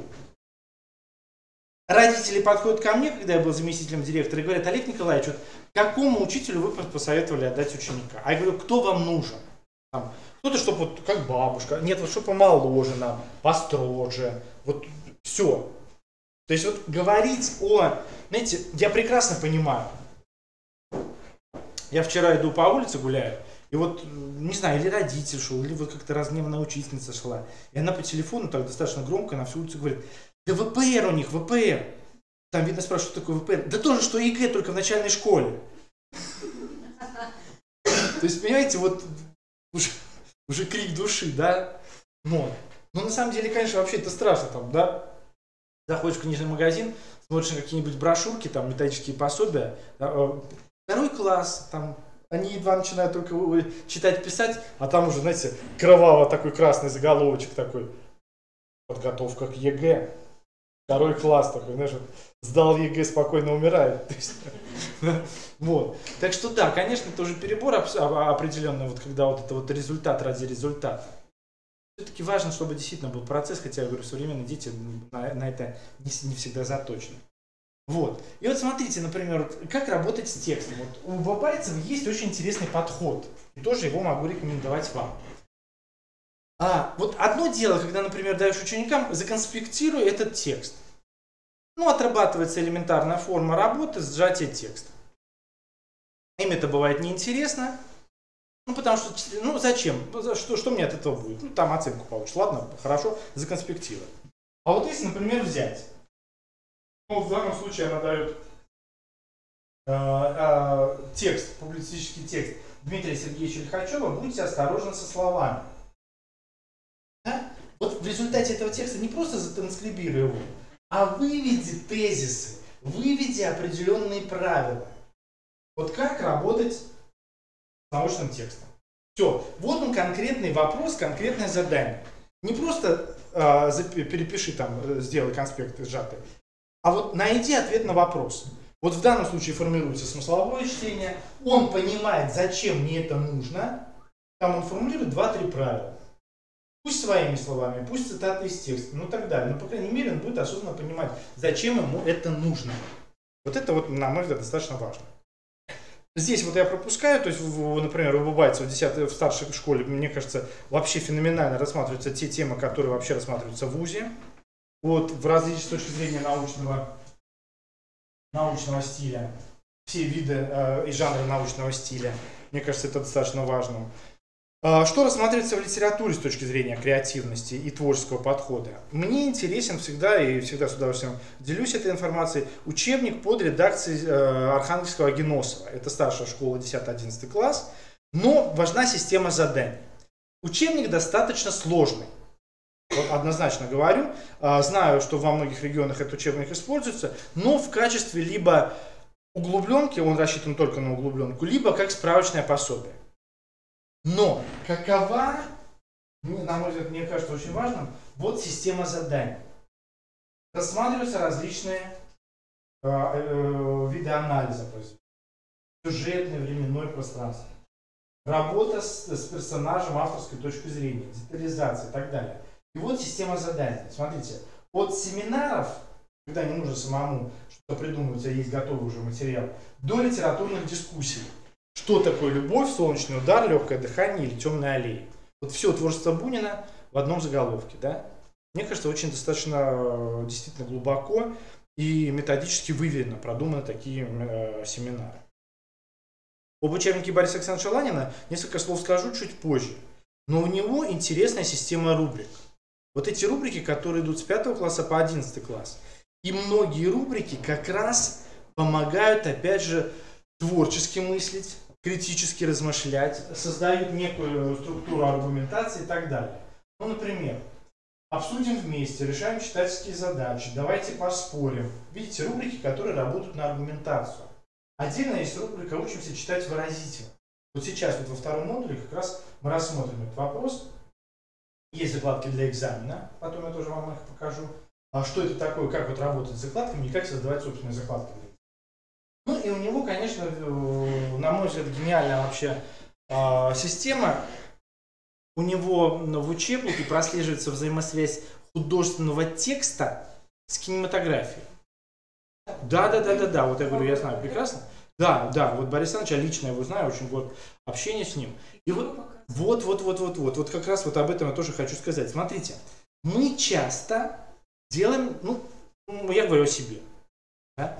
Иногда делаем такую ошибку. Большое произведение, ладно, читать, наверное, не буду, давай вначале фильм покажем, а потом почитаем. Все, как только ты показал отрывок, серию и так далее, все, мы дальше будем обсуждаем с точки зрения детей только уже фильм. Да, начинаешь их вызывать к тексту и так далее. Все равно у них произошло первое восприятие. Знаете, так как первая любовь. Все вот сформировалось и все, и она всегда стала. Вот он всегда говорит, вначале текст, потом визуализация. И в связи с этим, конечно, вот у него достаточно это важно и интересно, вот у него есть целая серия уроков литературы с Борисом Ланиным. Вот это современный подход к преподаванию литературы. Эти уроки вы спокойно можете скачивать на YouTube. У нас есть канал для педагогов «Российский учебник». Вот на этом канале размещены все эти вот небольшие фильмы, где-то примерно по 20 минут каждый фильм. Вы можете использовать их частично, можете давать домашнее задание по этим фильмам и так далее. То есть, что здесь интересно? Он или уникально рассказывает, или он рассказывает об авторе какие-то неизвестные страницы, либо неизвестные страницы о создании произведения, либо то и другое. И вот эти вот фильмы можно использовать в начале прочтения, в конце как определенный итог, или в промежутках. Читаем, а давайте-ка посмотрим, что автор говорит. Да? Вот это вот визуализация. Мы сегодня с ней уже вот в первой части говорили. Современный ученик вот как раз настроен на эту визуализацию. Все, она если есть, он воспринимает предмет по-другому. Особенно литературу. Те тексты, которые мы говорим, читаем очень сложно. Так что вот это вот достаточно интересный подход. У Александра Николаевича Архангельского есть тоже целая серия уроков интернет-урок.ру. Это вот наш автор Александр Николаевич Архангельский. И таким образом мы вот делаем небольшой итог нашего первого модуля. Мы работаем от текста к визуализации. От задания мы переходим к проектным методикам. От алгоритма поиска к собственному поиску. И мы выходим все-таки на тот уровень, на который должны выходить, от чтения к аудированию. Я читаю, я слушаю. И именно вот в таком формате, мне кажется, важно строить современный урок. Все это чисто психологические аспекты, коллеги. Давайте признаемся, все, вот это так и есть. То есть вот она методика методикой, но психология должна на сегодняшний день в этом отношении тоже нам помогать. Я просто вот сейчас этот адрес даю, но еще раз я потом его продублирую. Это мой электронный адрес бойцов.он@росучебник.ру. Это мой электронный адрес, на который вы потом, вот я объясню, что можете писать, задавать вопросы и так далее, может быть, какую-то презентацию вам прислать. С огромным удовольствием всегда отвечаю. Это наш адрес нашего сайта росучебник.ру. Еще раз к этому адресу мы вернемся. А сейчас второй модуль, он будет небольшой, но, на мой взгляд, достаточно уже важный. Кстати, вот, коллеги, вот сейчас как раз покажу один видеоролик, который создан с учениками. Вот это к вопросу о визуализации. То есть авторы учебников создают, собственно, небольшие 20-минутные фильмы. Вот как ребенка привлечь к тексту того или иного произведения. В данном случае вот эта ситуация решается через визуализацию. Этот ролик мне подарил в свое время Александр Николаевич Архангельский. Вы увидите, что по большому счету не так много энергозатрат и технических, и физических, но для того, чтобы создать этот ролик. Ничего пока не комментирую, просто показываю, а потом мы, если необходимо, что-то прокомментируем.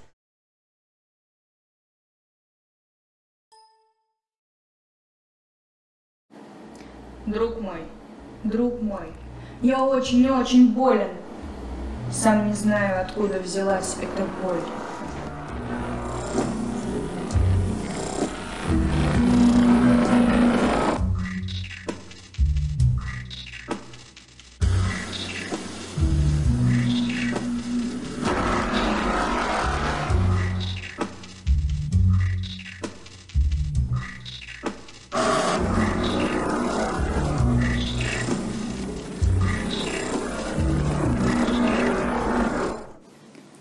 Черный человек, ты прескверный гость. Эта слава давно про тебя разносится. Я взбешен, разъярен, и летит моя трость прямо к морде его в переносицу.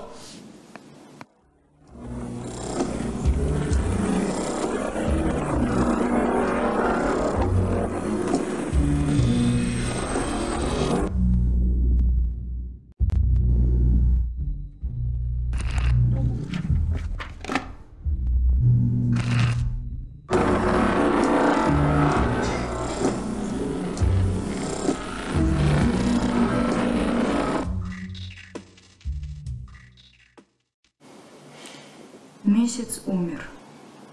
Синеет в окошко рассвет. Ах ты ночь! Что ты, ночь, наковеркала? Я в цилиндре стою. Никого со мной нет. Я один. И разбитое зеркало. Друг мой, друг мой. То есть понятно, очень узнаваемое произведение Есенина «Черный человек».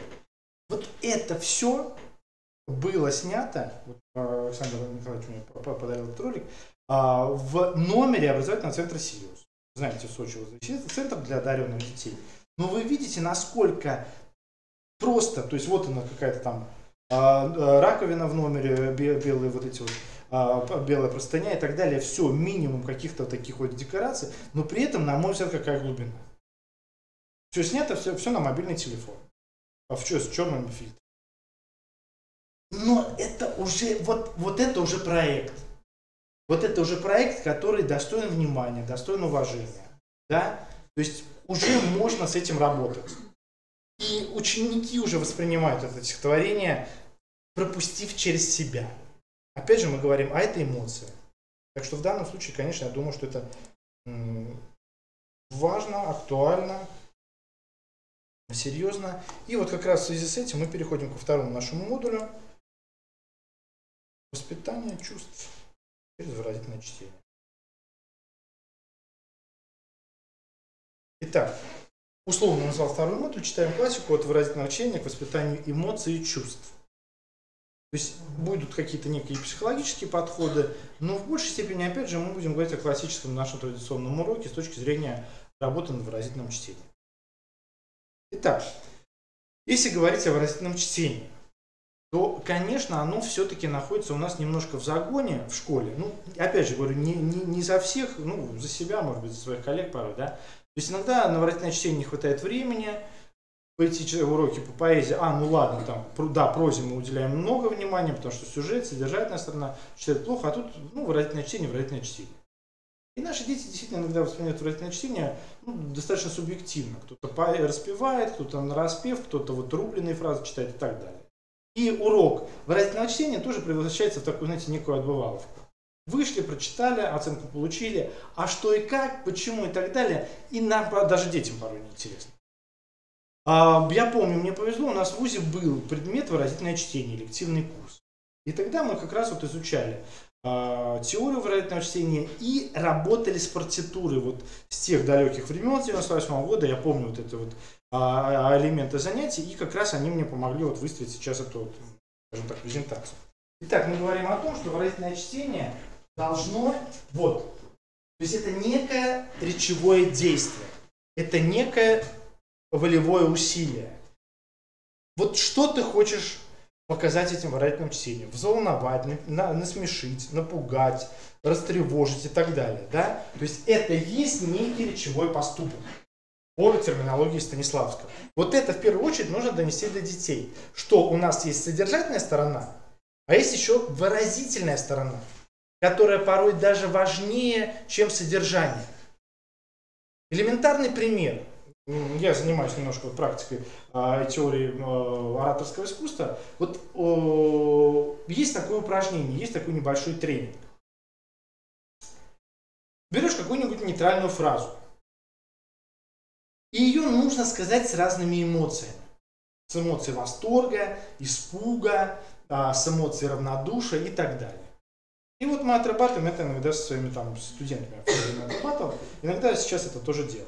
Вот смотрите, элементарная фраза. Здравствуйте, я Олег Бойцов, я очень рад вас видеть. Вот Я сейчас произношу эту фразу, ваша задача угадать, с какой эмоцией я ее произношу. Здравствуйте, я Олег Бойцов, я очень рад вас видеть. Смущение, робость, да?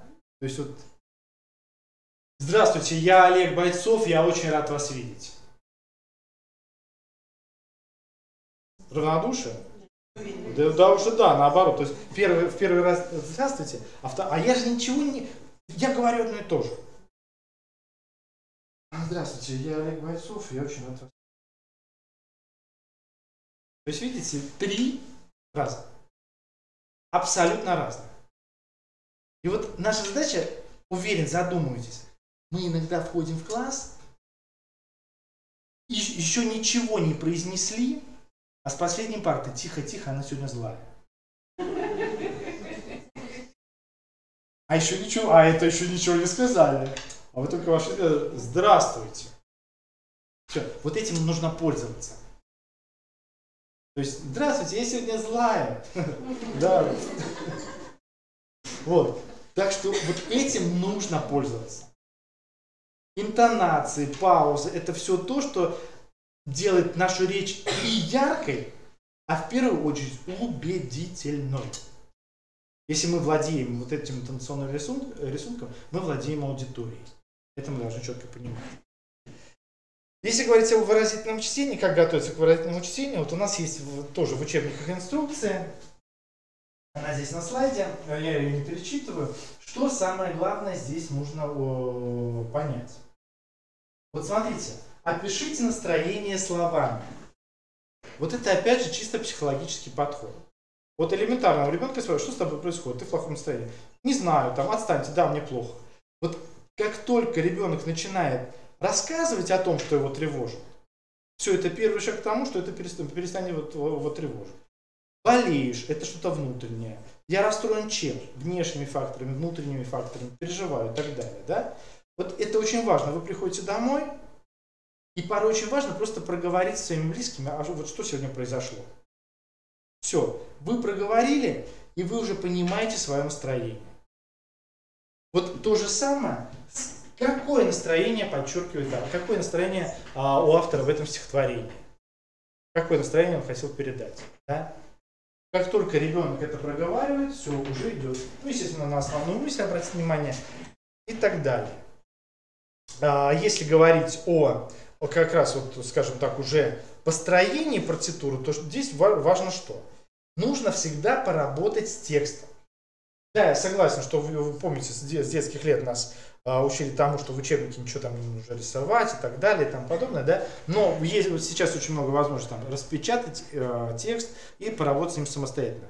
Вот я всегда рекомендовал и рекомендую, если есть возможность что-то выделить. Вот за что я все-таки ценю электронные формы, но не люблю их, все равно с собой таскаю всегда в чемодане какую-то книгу. За то, что, ну знаете, отруби мне руки, я все равно всегда с карандашом подчеркиваю, выделяю, то есть вот она, вот та работа с текстом, которая необходима. Да? Так и здесь. Выдели важные по смыслу слова, поработай с логическим ударением, ритм, знаки препинания и так далее и тому подобное. Вот это все работает, как только ученик проработает с этим стихотворением раз, два, три, потом это выходит уже на уровень автоматизма. Если говорить о технике работы над выразительным чтением, то здесь что еще важно? Вот это, кстати, важный момент. Мы иногда говорим, там ни в коем случае нельзя сравнивать ученика с другими учениками, у него своя траектория развития и так далее. С одной стороны, это хорошо.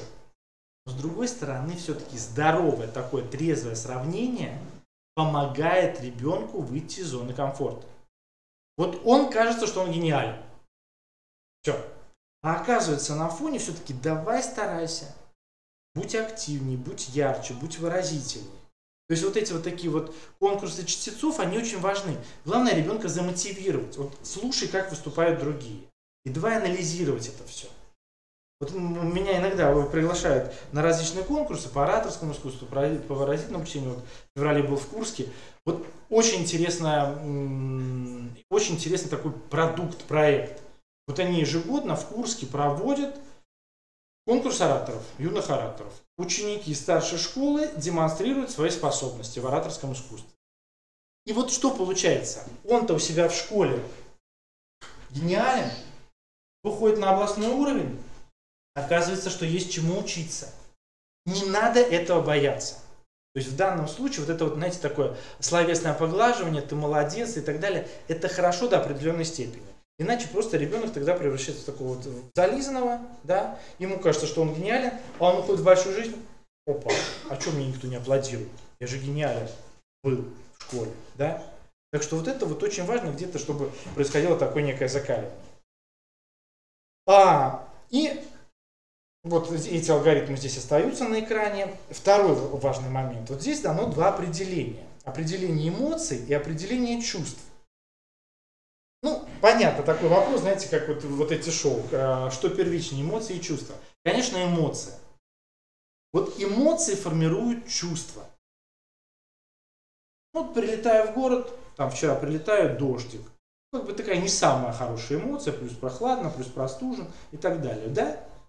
Но там приезжаю в номер, уютная гостиница, гуляю по городу, там вкусные кафешечки. То есть уже эмоции положительные. Встречаюсь с людьми, уже приятно. Общаюсь там с коллегами, уже приятно. То есть вот через эти эмоции у меня формируются уже положительные чувства. Были бы эти эмоции отрицательными, это плохо, это плохо, это плохо, все. Уже формируется некое отрицание, негативное. Также и в общении с учениками, в общении с родителями. То есть вот где-то когда-то мы там или родители перегнули палку в своих эмоциях, и у меня уже к этому родителю, например, там, вот, что бы ни говорили, все равно какой-то негатив. Где-то с коллегой поконфликтовали, все равно осадок остается. Все равно вот через эмоции формируются чувства. Как это применить на уроке? А вот то же самое. Какую эмоцию хотел передать автор? Какую эмоцию хочешь передать ты? И через вот эту эмоциональную сферу формируется сфера чувственная. Вот эти определения тоже, на мой взгляд, можно использовать в том числе и на уроке. Ну, там, может быть, не в 5, не в 6 классе, но постарше. И, говоря о выразительном чтении, тогда можно сформулировать некий свой алгоритм работы над выразительным чтением. Текст. Что хотел сказать автор этим текстом? Настроение текста, проговорить. Искренность переживаний. Вот насколько переживания авторские могут совпадать или не совпадать с моими переживаниями. Вот кто-то очень давно высказал такую мысль из литератора. Радиопередача была. Гениальность того или иного поэта, он говорил о поэзии, проявляется в том, насколько эта эмоция, насколько это стихотворение отражает мои собственные чувства. Вот тысячи стихотворений, там десятки стихотворений прочитал, а вот это стихотворение запало мне в душу, потому что это та эмоция, с которой я когда-то вот... То есть, когда мы скажем, это про меня, это вот про мои страдания, про мои эмоции. И все. И тогда мы говорим, гениальный автор. Мне он нравится, потому что он сумел вот меня засесть. Мою душу он сумел передать мои чувства. Что нас не касается, то хорошо, но не гениально. А вот мы говорим, это шедевр, это гениально, да? И я всегда беру вот это слово в кавычки, но оно очень важное. Партитура эмоций. То есть вот мы попробуем нарисовать вот эти эмоции. Мы попробуем нарисовать вот эту вот выразительную картинку. Мы попробуем нарисовать вот этот вот эмоциональный фон. Да? Слушаем, анализируем, создаем. Изучаем ткань текста через строку и фигуры. Ну, здесь можем так условно говорить о диалоге читающего и слушающего. То есть вот взаимоотношения автора, лирического героя и меня. И с какой целью я должен донести вот это вот прочтение. Мое прочтение, мои эмоции. И вот сейчас выходим, я беру небольшой отрывок из стихотворения Пушкина «Бесы».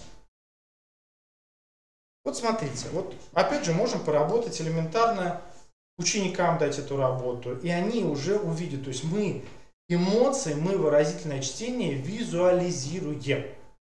По большому счету, вот если даже это у них будет получаться, если они будут видеть вот эти вот 3 показателя, логическое ударение, интонация восходящая, нисходящая, короткие длинные паузы, уже они по-другому будут воспринимать выразительное чтение на более серьезном уровне. Что мы делаем? Берем любое четверостишее, опять убираем из него все знаки препинания. Один не убрал. Убираем все знаки препинания и просим учеников там в распечатке. Попробуйте сейчас самостоятельно, вот, используйте знаки, выстроить партитуру этого стихотворения. Было бы побольше времени, все, мы ну вот самостоятельно можно это сделать, да. Смотрите, мы говорим о поэтическом тексте, но в итоговом собеседовании у нас прозаические тексты. Примерно та же самая работа. Вот что ты хотел, что автор хотел передать этим прозаическим текстом? Научно-публицистический, там вот восторг, ну какое-то торжественное прочтение и так далее. И попробуй это все нарисовать. Вот она идет визуализация. И в конечном итоге что мы получаем, используя эти знаки, даже не препинания, знаки выразительного чтения. Вот. Я прочитаю это стихотворение так. Мчатся тучи, вьются тучи, невидимкую луна освещает снег летучий, мутно небо, ночь мутна и так далее. Кто-то прочитает по-другому. То есть, что я увидел? Я не увидел здесь долгих пауз, потому что вот он вихрь. Я увидел постоянно возвышающую интонацию повышения. И я увидел мчатся, вьются, снег, мутно ночь. Все, вот она картинка. Вот она словесная картинка, через которую мы, которую мы передали через эмоции. А кто-то из детей прочитает по-другому. Мчатся тучи, вьются тучи, невидимкую луна, освещает снег летучий, мутно небо, ночь мутна. Да? Вот согласитесь, в психологии есть такое слово неконгруентно, конгруентность, соответствие. Высказывания и эмоций. Вы приходите домой, вас спрашивают, как у вас дела? У меня все хорошо. Точно все? Да, у меня отлично все. И как-то уже так, ну ладно. Да? Неконгруентно получилось. Так и здесь. Вот важно, чтобы ребенок вот чувствовал вот это вот соответствие, несоответствие, конгруентность, неконгруентность. Вот еще раз повторяю, это все можно в данном случае визуализировать. Одно дело, когда мы просто прочитали, да, мы обладаем всеми способностями к выразительному чтению. Мы можем включать там отрывки поэтов, актеров, которые читают те или иные произведения. Но важно, чтобы ребенок на определенном этапе не только это услышал, но и увидел. Или вы даете, например, ему вот эту партитуру готовую и прочитай ее как по нотам. И в данном случае у ребенка уже будет формироваться навык выразительного чтения. Мне важны слова педагога Якова Михайловича Смоленского, который сказал в свое время, что как раз вот именно красота литературных произведений выражается в звучащей речи. Вот в этом отношении литература, как искусство, она всегда живая. Вот архитектура в любом случае, вот построили какой-то там архитектурный шедевр, все, вот его уже никак не изменить. Написали картину, она висит в галерее, она гениальна, но ее уже никак не изменить. А литературу 19 века можно читать, скажем так, используя какие-то там эмоции, те, которые сейчас в тебе живут в 21 веке. То есть литература всегда будет современна, пока она будет звучать. Вот это вот очень важно. Отсюда есть понятие современного прочтения и так далее и тому подобное. То есть важно обращать внимание не только на содержательную сторону, но и на эмоциональную сторону. Вот, в принципе, вот это я и хотел вам показать. И сейчас уже третья часть.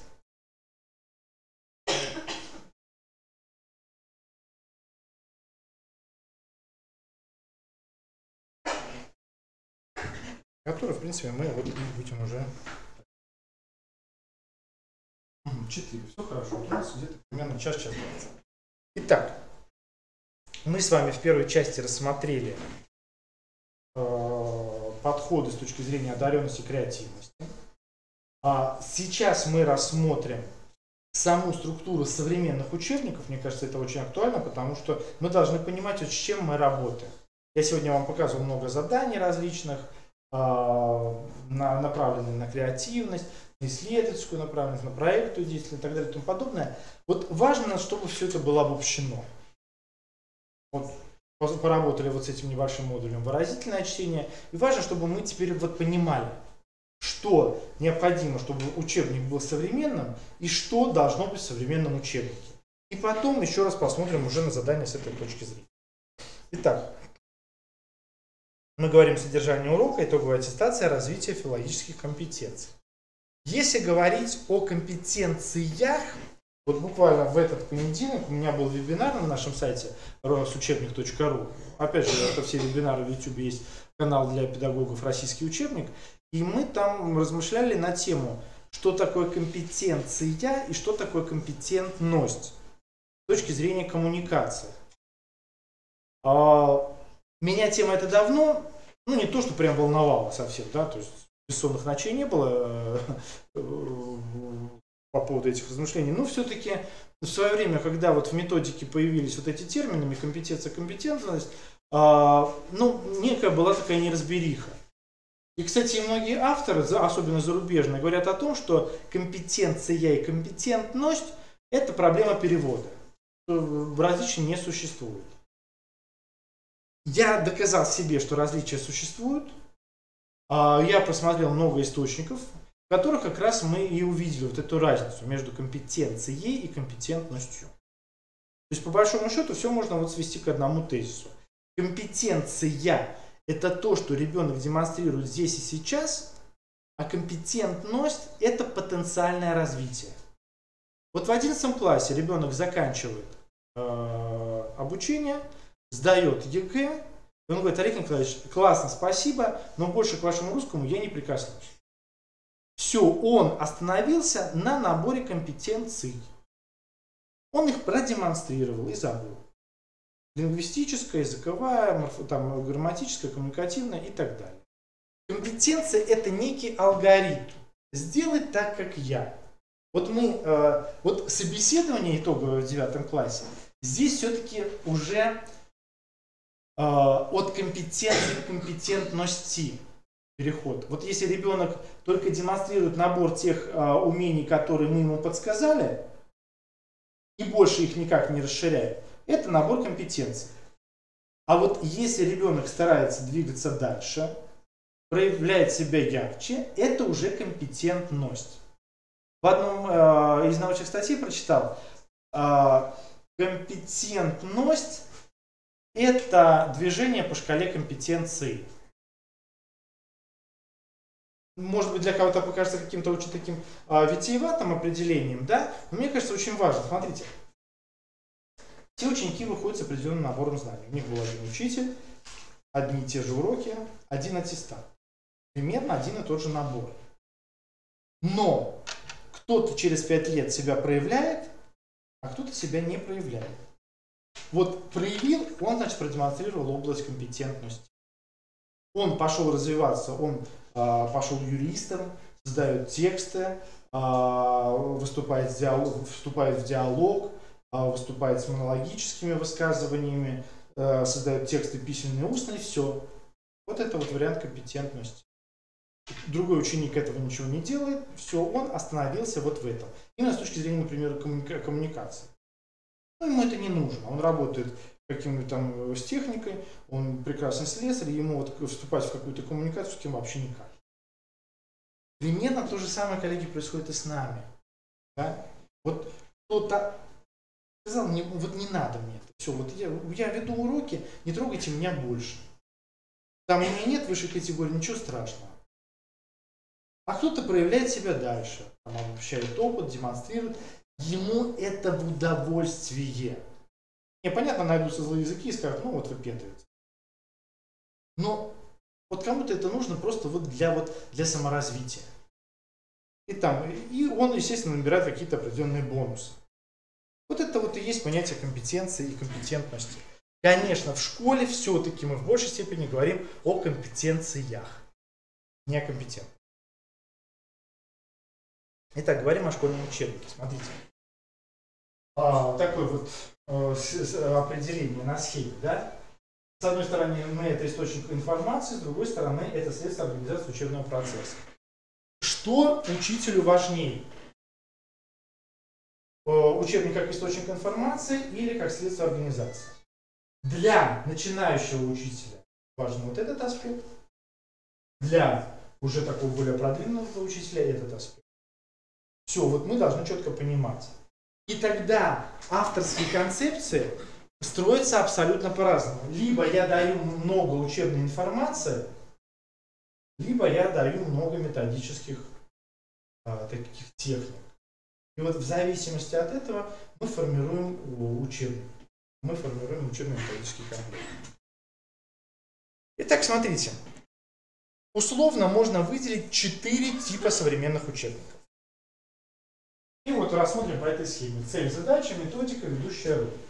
Вот первый учебник. По большому счету мы его называем учебник-букварь. Вот прочитая от сих до сих, приду проверю. То есть цель такого учебника, ученик полностью от корки до корки, от обложки до обложки изучает этот учебник. Выполняет все задания, переписывает, перечитывает и так далее. И по большому счету ведущая роль отводится самому учебнику. То есть он пишет то, что есть. Он читает то, что есть, то, что изучает. Все. Это учебник букварь. Второй тип учебника. Вот это как раз тот учебник, который берет такой учитель продвинутый. Ему важно проявлять себя на уроке. Не за учебником, то есть первый тип учебника для начинающего учителя. Дети, есть учебник, пожалуйста, работаем.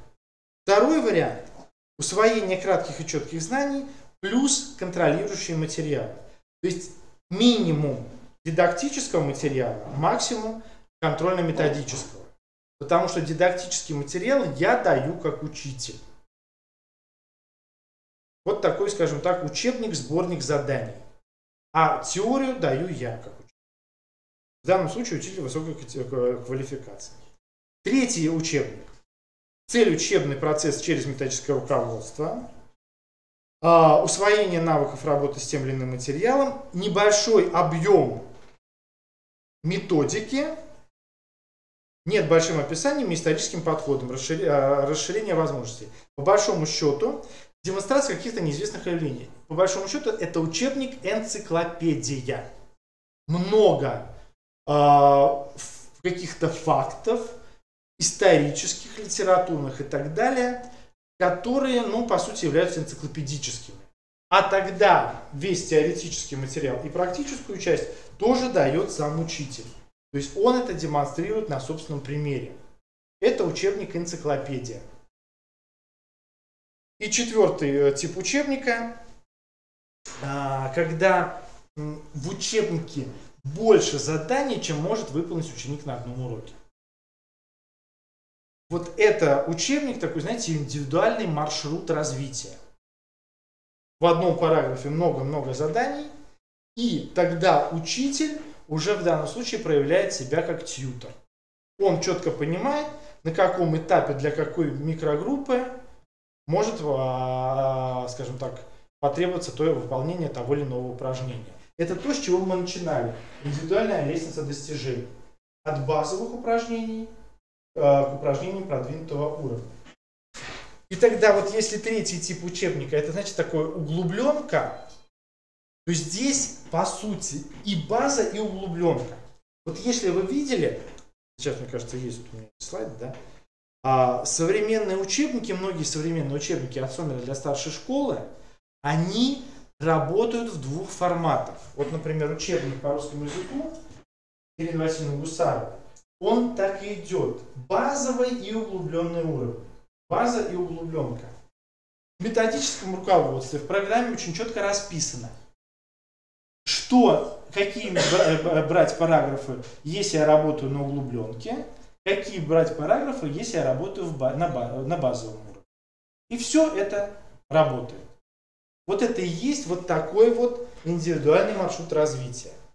Ну, вот здесь вот как раз обложка вот Шмелева есть, обложка Гусарова. Вот что касается литературы. То же самое. Смотрите, есть чисто база, есть чисто углубленка. Вот, например, тот же учебник Архангельского. Есть базовая углубленка Бориса Александровича Ланина. Опять же, индивидуальный маршрут.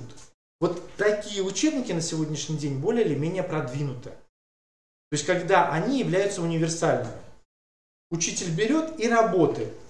Давайте согласимся с тем, что два урока, один и тот же урок, одна и та же тема в разных классах, это разные уроки. Все. Значит, вот здесь я готов с этим учебником работать на уровне базы, а вот здесь будет более углубленный уровень.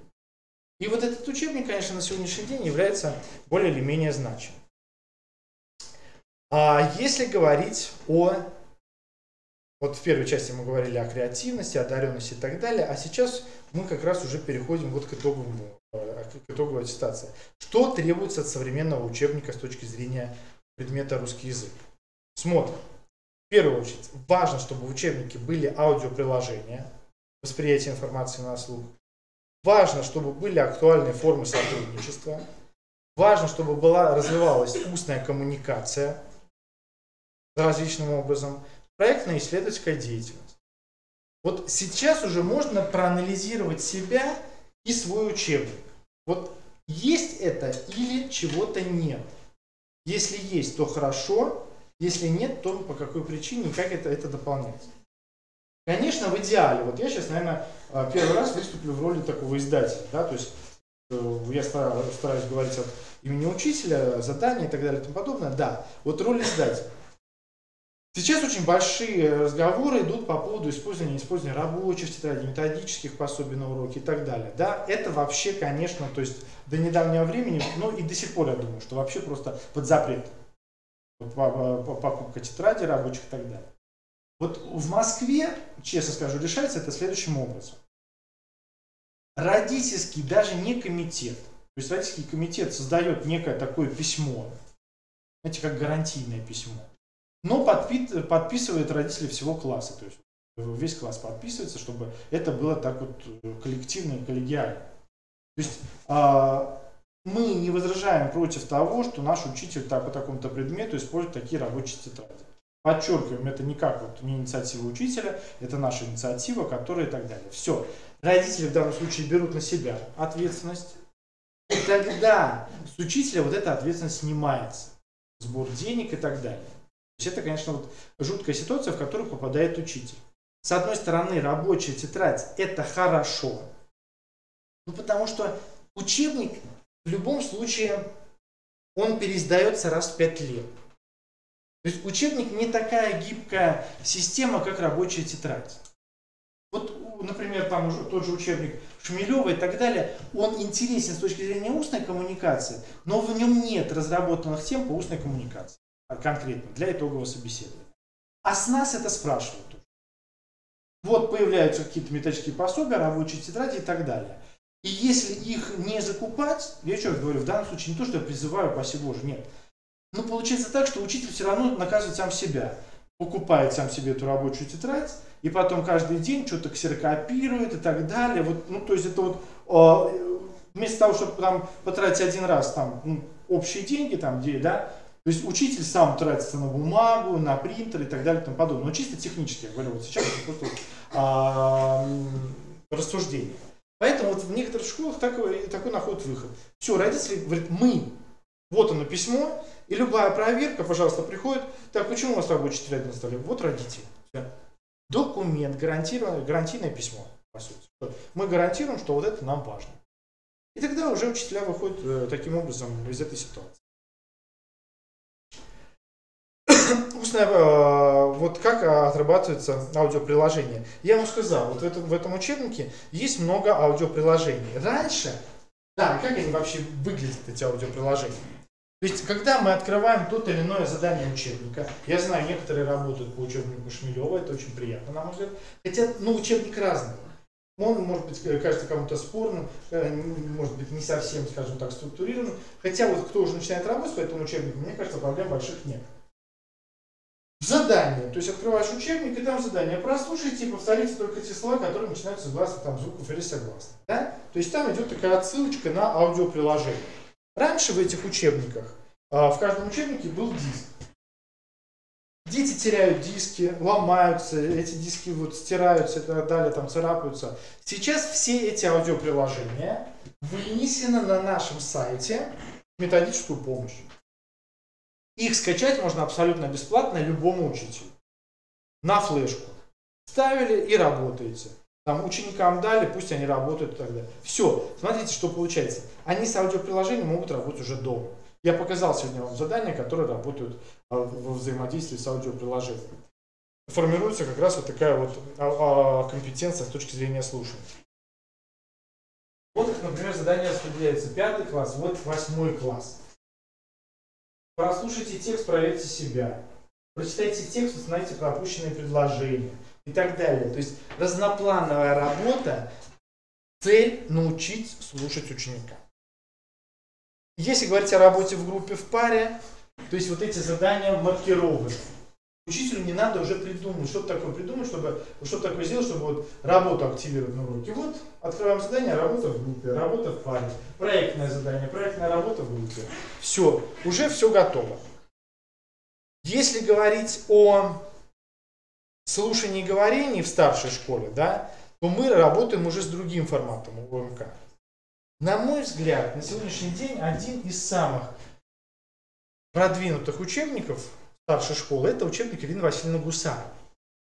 В чем ее уникальность? Уникальность этого автора. Она практикующий учитель одной из московских школ. И она сама написала этот учебник после того, как она отработала в формате ЕГЭ несколько лет.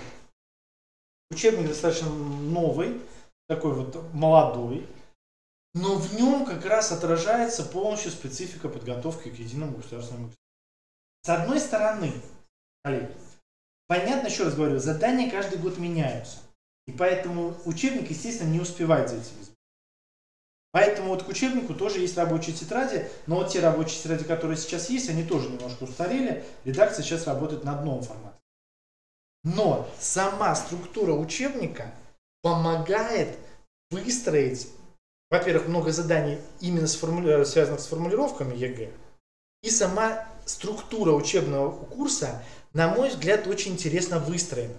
Работает на формирование ключевых компетенций. Вот давайте обратимся к этому слайду. Посмотрите, пожалуйста. Вот вопрос, вот, такая вот обратная реакция, да, чтобы я видел взаимодействие. Вот какие этапы мы с вами используем на уроке чаще всего? С какого по какой?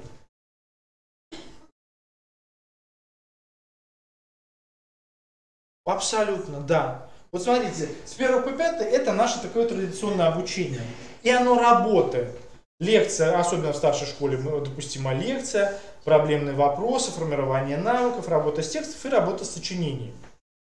Вот, на мой взгляд, вот эти два этапа очень интересны. Этап мягкого контроля и этап осмысленного возвращения. Этап мягкого контроля, когда ученики сами по образцу создают задания. Я знаю некоторые школы в регионах, вот в Кирове есть учительница, вот как раз она мне подсказала эту идею. Она несколько лет говорит: Олег Николаевич, мы вместе с учениками создаем задания. Ученики, дидактический материал, ученики уходят, а задания остаются. И тогда не надо ей ночами, там, до 3-4 часов ночи создавать какие-то собственные задания. И детям это интересно становится. То есть вы сделал хорошее задание, работаем вместе с классом. Да, вот смотрите, вот Петя сегодня нам придумал такое интересное задание. И они становятся более активными, то есть они понимают свой результат. Вот это вот не спеши расставить, они работают на результат. Мое задание будет там активно для моих детей, для моих одноклассников. И плюс копилка заданий. На мой взгляд, более гениален даже 7-й этап. Этап осмысленного возвращения, составления таблиц, конспектов, а я бы добавил бы еще интеллект карт резюмирующего характера. Вот в свое время я этим тоже занимался. Например, последний урок по сложному предложению. Вот как выстроить вот эту махину? В принципе, мы с учениками поступали. Кто-то на доске самостоятельно, или там 1-3 ученика, групповая работа. Кто-то, все остальные в классе, на листочках. Вот я захожу, вот урок участия, я говорю, вот, сложное предложение. Сделайте разветвленную структуру всего того, что вы знаете о сложном предложении. Кто-то пишет, сложное предложение бывает сложно подчиненным. Отлично. Какие сложные предложения? Сложное предложение бывает бессоюзным. Отлично. Какие? Кто-то пишет, сложное предложение бывает неполным. Неправильно, убрали и так далее. Вот, например, 2-3 ученика создают вот эту схему на экране, там на доске. Можно ее потом в презентацию вывести. Правильный вариант, скажем так, вот это, все остальные ученики у себя в классе либо индивидуально потом меняются этими листочками.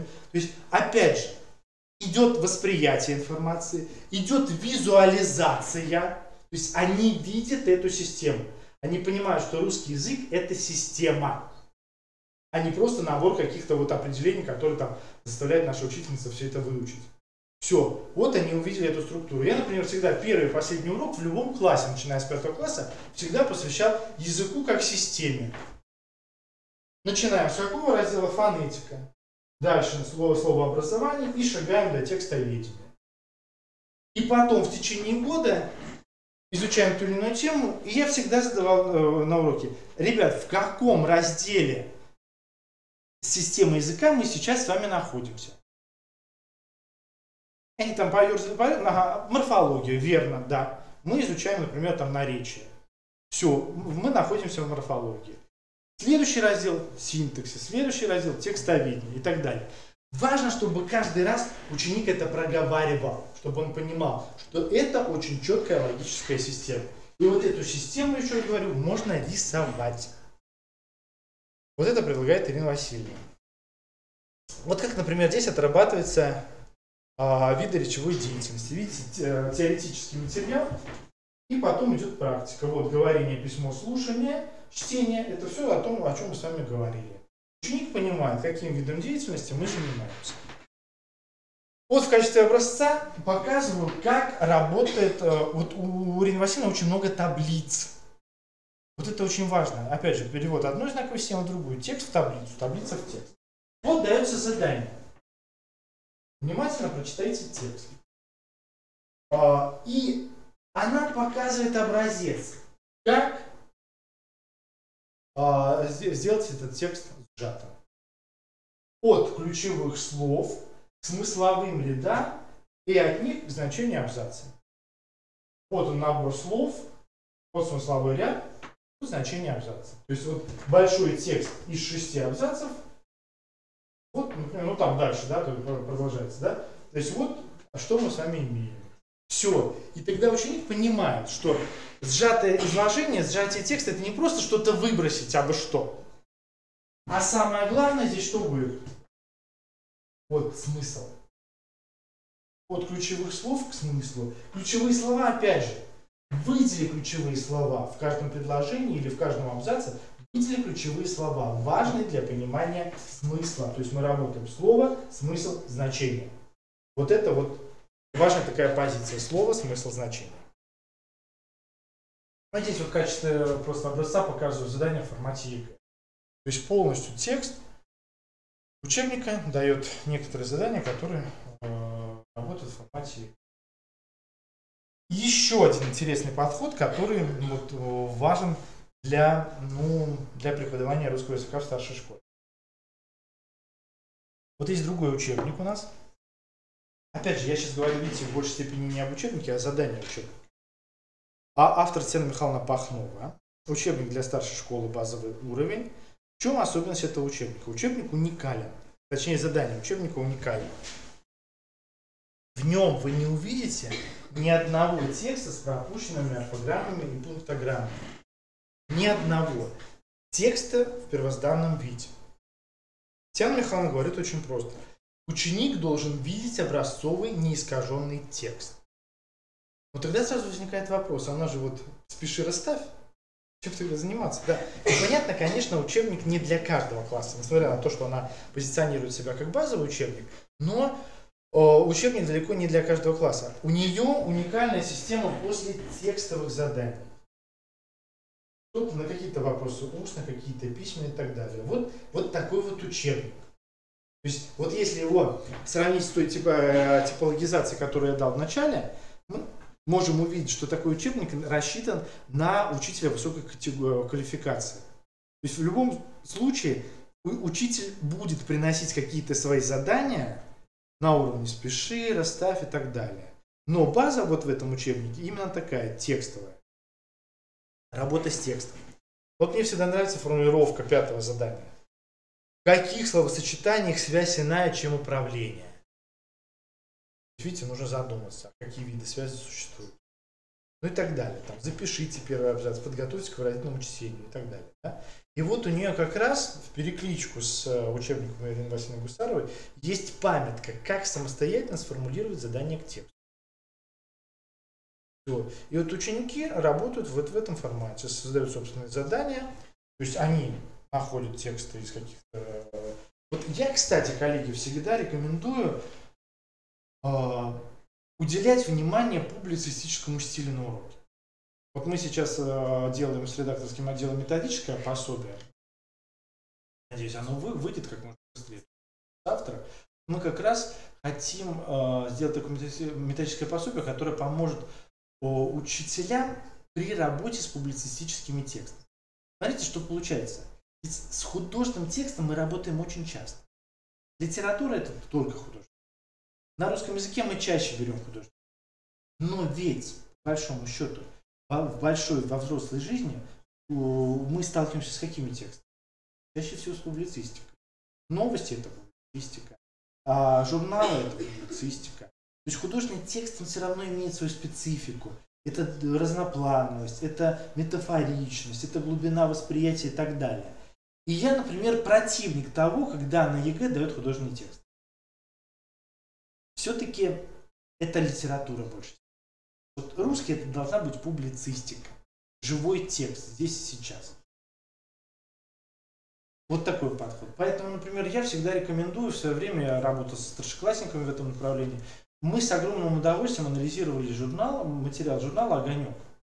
Журнал, вот ему больше 80 лет, с советского времени сохранился, он не потерял свое лицо, в нем разноплановые тексты, интересный текст, с огромным удовольствием всегда читаю этот журнал, и он доступен старшекласснику. У него очень такой, знаете, не простачковый язык, но достаточно простой для восприятия рядового читателя. И вот оттуда можно брать небольшие отрывки и их анализировать с точки зрения пунктуации, грамматики. Понятно, что публицистический стиль будет обладать своеобразным синтаксисом. То есть это не громоздкие предложения на 5-6 там, с какими-то там осложнениями и так далее. Это более такой простой язык. И тут нужно понимать, вот для чего? Вот для быстроты восприятия. Так что рекомендую публицистику использовать. Как дополнительный. И на основе этого, например, строить свои задания. Если говорить о литературе, то что сейчас актуально? То есть, смотрите, мы сказали о русском языке. Это аудирование, это различные виды деятельности, это по формату подготовки к итоговой аттестации через устную коммуникацию и к итоговой аттестации в 11 классе через задание в формате ЕГЭ. Вот, есть некая реализация. Что говорить о литературе? Литература, конечно, сейчас у нас очень сложно преподается, потому что дети, до 9 класса, если там нет выбора, то все, они в старшей школе литературу уже не воспринимают. Мы ее не выбираем, поэтому она нам уже не нужна. А тексты сложные, а мы сказали, что современный ученик сложный текст не воспринимает. То есть его нужно дробить на какие-то задания, чтобы вот он, выполняя те или иные задания, все-таки прошел по структуре всего текста, сюжетной линии. Кстати, тоже неплохой вариант, когда, например, ученики вместе с учителем создают некую интеллект-карту. взаимодействия главных героев. Например, вот там центральный герой того или иного произведения, вот Раскольников. И вот, пожалуйста, с кем он взаимодействует и в каких отношениях. Пусть они рисуют. Я понимаю, кому-то может это показаться диким, что нет, это же текст, как мы его там вот превращаем в какую-то схему и так далее. Но даже если современный ученик попробует поработать в этом формате, это уже будет плюс.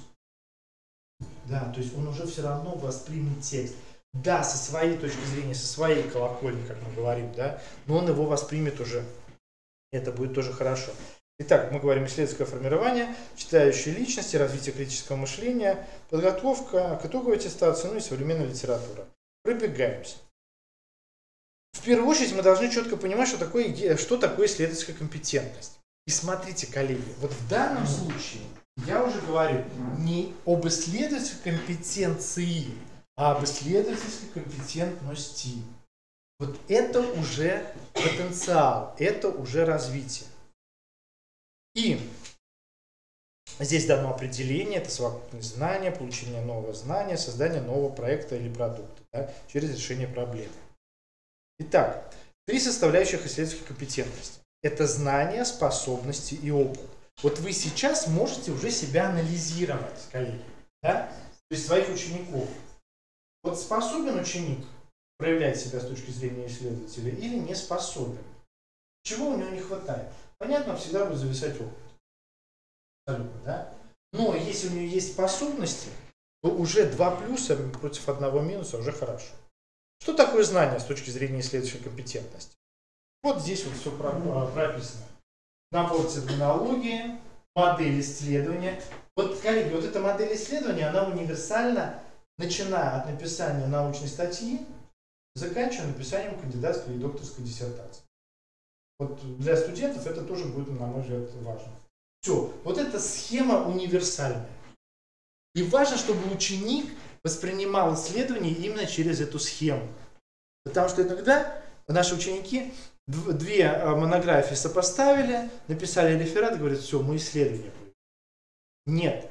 Вот если ты на основе вот этих 2 монографий определишь объект, предмет, цель, задача, практическое значение, вот это уже исследование. Вот если ты все это проговоришь, вот со студентами, когда работал в ВУЗе, да, тоже писали курсовые, дипломные работы.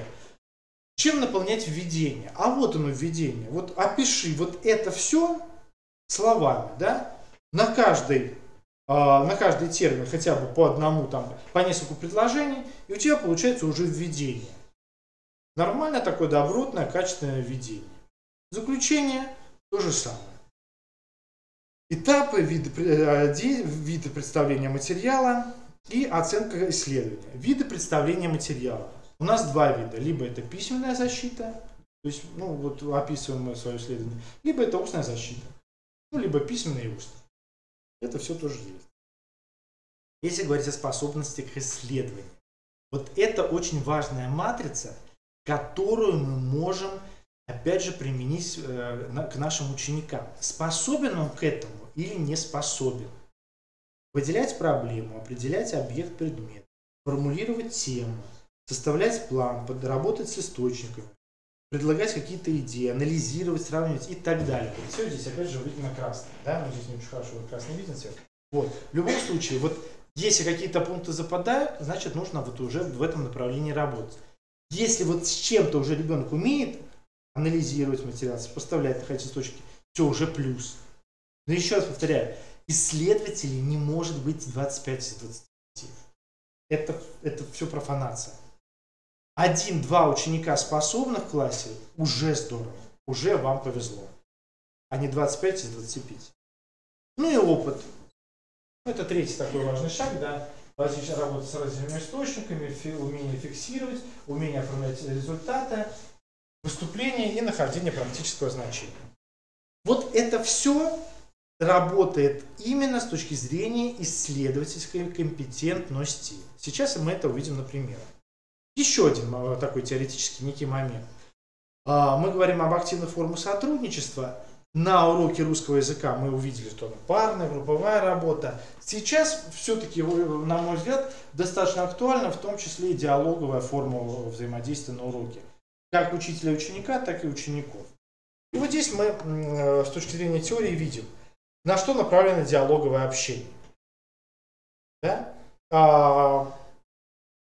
Вот оно, ключевое слово сотрудничество. Да? Ученик проявляет себя в сотрудничестве с учителем, когда вступает в диалог. Если говорить о диалоге взрослого и ребенка, вот это очень важно, меняются немножко социальные роли. Ученик подтягивается, ребенок подтягивается, то есть он вступает в целенаправленный диалог со взрослым. Он чувствует себя по-другому, другая социальная роль. Так что вот это все можно применять. Ну, вот здесь вот все прочитано, я не пересказываю. Важно, что у ученика формируется оценка, самооценка. Важно, что мы чувствуем эмоции других людей при вступлении в диалог или, например, даже при вступлении в дискуссию. Вот, мы часто говорим диалог-дискуссия. У них есть, естественно, отличия. Это аксиома, здесь я ничего нового не открываю, но вы посмотрите. Дискуссия более всегда целенаправленная. Это убеждение, это некий отбор, селекция. В дискуссии всегда преобладают эмоции, всегда есть роль победителя-побежденного, есть некий компромисс. Да? И важно, что есть продвижение, иногда может быть какое-то навязывание и иногда даже критика. Что-то в диалоге из этого отсутствует. Мы говорим, диалог это все-таки логика рассуждения, победитель-победитель, совместное осмысление. Вот что важно вам? Диалог провести на уроке литературы или дискуссию? И вот сейчас мы это увидим, как это все преподается. Вот у Бориса Александровича есть 3 рубрики. Я показывал их вам, там у него 11 рубрик выделяется. Вот 3 рубрики, которые работают на диалог и дискуссию. Обсудим вместе, выскажите свое отношение к прочитанному, давайте поспорим. Знаете, вот даже если нет этой возможности у вас работать по этому учебнику, понятно, в разные условия и так далее, но вот я, выйдя из советской школы, я всегда и сам свои уроки визуализировал. Помните, всегда были там, я всегда за всякие там газеты был, вот всякие уголки читательские и так далее и тому подобное. То есть вот эти рубрики, по сути, можно сделать какими-то такими рубриками стенгазеты. Мы в свое время в школе издавали школьную стенгазету. То есть была возможность печатать, был у нас там небольшой редакторский отдел, я, скажем так, организовывал все это дело, и абсолютно другой уровень восприятия собственного творчества у детей, когда мы, например, там школа большая, там 100-150 экземпляров печатали это. Дети с таким трепетом к этому, их напечатают, покажут, там их будут читать их одноклассники и так далее. Они бежали домой и показывали эту вот газету, распечатанную своим родителям, бабушкам приносили и так далее. Новый уровень восприятия, вот это вот очень важно. То есть ничего особо нового нет, но вот новый уровень, его стихотворение опубликовали, его материал опубликовали. Все, уже новая такая фиксация. Так и здесь вот можно просто брать рубрику, сделать на уроке, ребята, сегодня у нас на уроке наша любимая рубрика «Давайте поспорим». Все, элементы дискуссии на уроке литературы. И вот как, например, решает проблему этот Борис Александрович Ланин в своем учебнике. Смотрите, на мой взгляд, уникальное задание. Рубрика «Давайте поспорим». Учебник 11 класса. Я прочитаю, с вашего позволения, никому не видно. В 1927 году в Москве в Коммунистической академии проходила многодневная дискуссия, она длилась с 13 февраля по 5 марта. Тема этой дискуссии звучала так. Упадочное настроение среди молодежи. Есенинщина. Вот что говорил основной докладчик, народный комиссар просвещения Луначарский. Что же мы можем сделать для того, чтобы изжить есенинщину? На первый план я поставлю культурно-политическую пропаганду. Надо, чтобы каждый наш гражданин понимал пути революции, понимал, за что мы взялись, что мы делаем и что нам осталось делать. Как мы осуществляем наши идеалы, каким темпом мы идем вперед. Представьте себя участником этой дискуссии. Это уже обращение к ученикам. О чем говорит докладчик? Надо ли было вообще бороться с есенинщиной, по-вашему? Как вы понимаете это слово, представьте, что вам пришлось бы участвовать в той дискуссии. Подготовьте свое выступление для нее. Вот выстраивание дискуссии. Кто-то берет на себя аргументы за есенинщину, Вот, кстати, вот это вообще гениальная идея, и она очень простая. То есть она на поверхности лежит. Вот в 5 классе у него есть, когда изучается Муму Тургенева, там есть такой вот вопрос размышления. Поставьте себя на место бабы. Вот что ее заставило делать так? Что ее заставило поступать? Поставьте себя. Дети часто ставят на себя на место Герасима. Говорят, нет, я бы так не поступил, я бы не вот. Зачем? Вот ушел, все. Вот современному ребенку вообще никак не понять. Ну почему он вот все утопил, а потом вот убежал? Ну сразу убежал бы и все. То есть менталитет крепостного человека. Вот тебе приказали сделать и ушел. Вот в этом отношении, на последний год, когда я работал в школе, у меня был 10 класс, Островский «Гроза». То есть вы представляете литературный материал и представляете, вот у меня московская школа была. 25 мажоров, не побоюсь этого слова. И для них кто такая Катерина? Просто сумасшедшая, да? Вот. То есть вот мне, наверное, опять помогла где-то чуть-чуть психология. Я внушал, что вот это менталитет человека 19 века. Не просто человека, а женщины. Отдельная тема. Я несколько раз был в командировке в Чечне, в Грозном. Вот мы говорим, общее образовательное пространство для всей страны, для всего государства. Они говорят, а мы Островский «Гроза» вообще не изучаем. Потому что у нас бы эта пьеса закончилась бы, когда она пошла на первое свидание. Но нож в спину и все. Поэтому мы даже не говорим нашим детям. И там даже не докажешь, что это вот менталитет и так далее. Нет, все. Пьеса закончилась, хоп, и все. И утро. И до грозы не дожила. Ну, извините, что так, я, конечно, утрирую, но вот. А мы говорим. То есть очень достаточно сложно.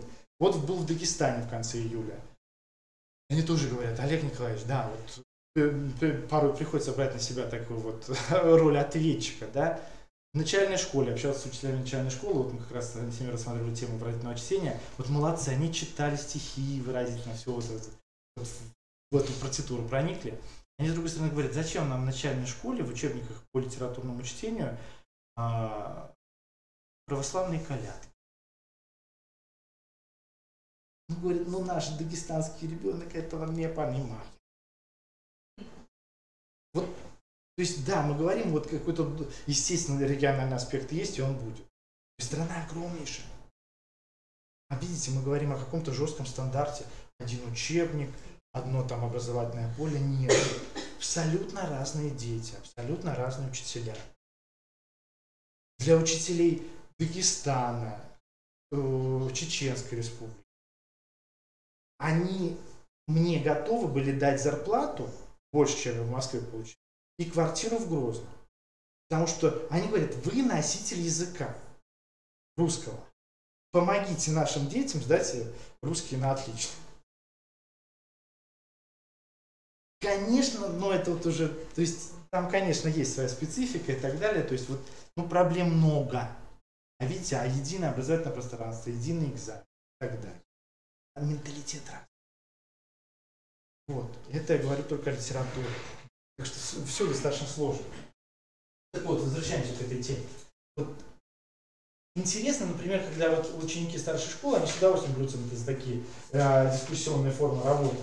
Вот, например, там ученик говорит, да, я очень люблю стихи Есенина и так далее. Кстати, вот сейчас вот происходит такая, знаете, вот подмена понятий. Наши ученики, работая в формате ЕГЭ, когда пишут сочинения, они готовы со всем соглашаться.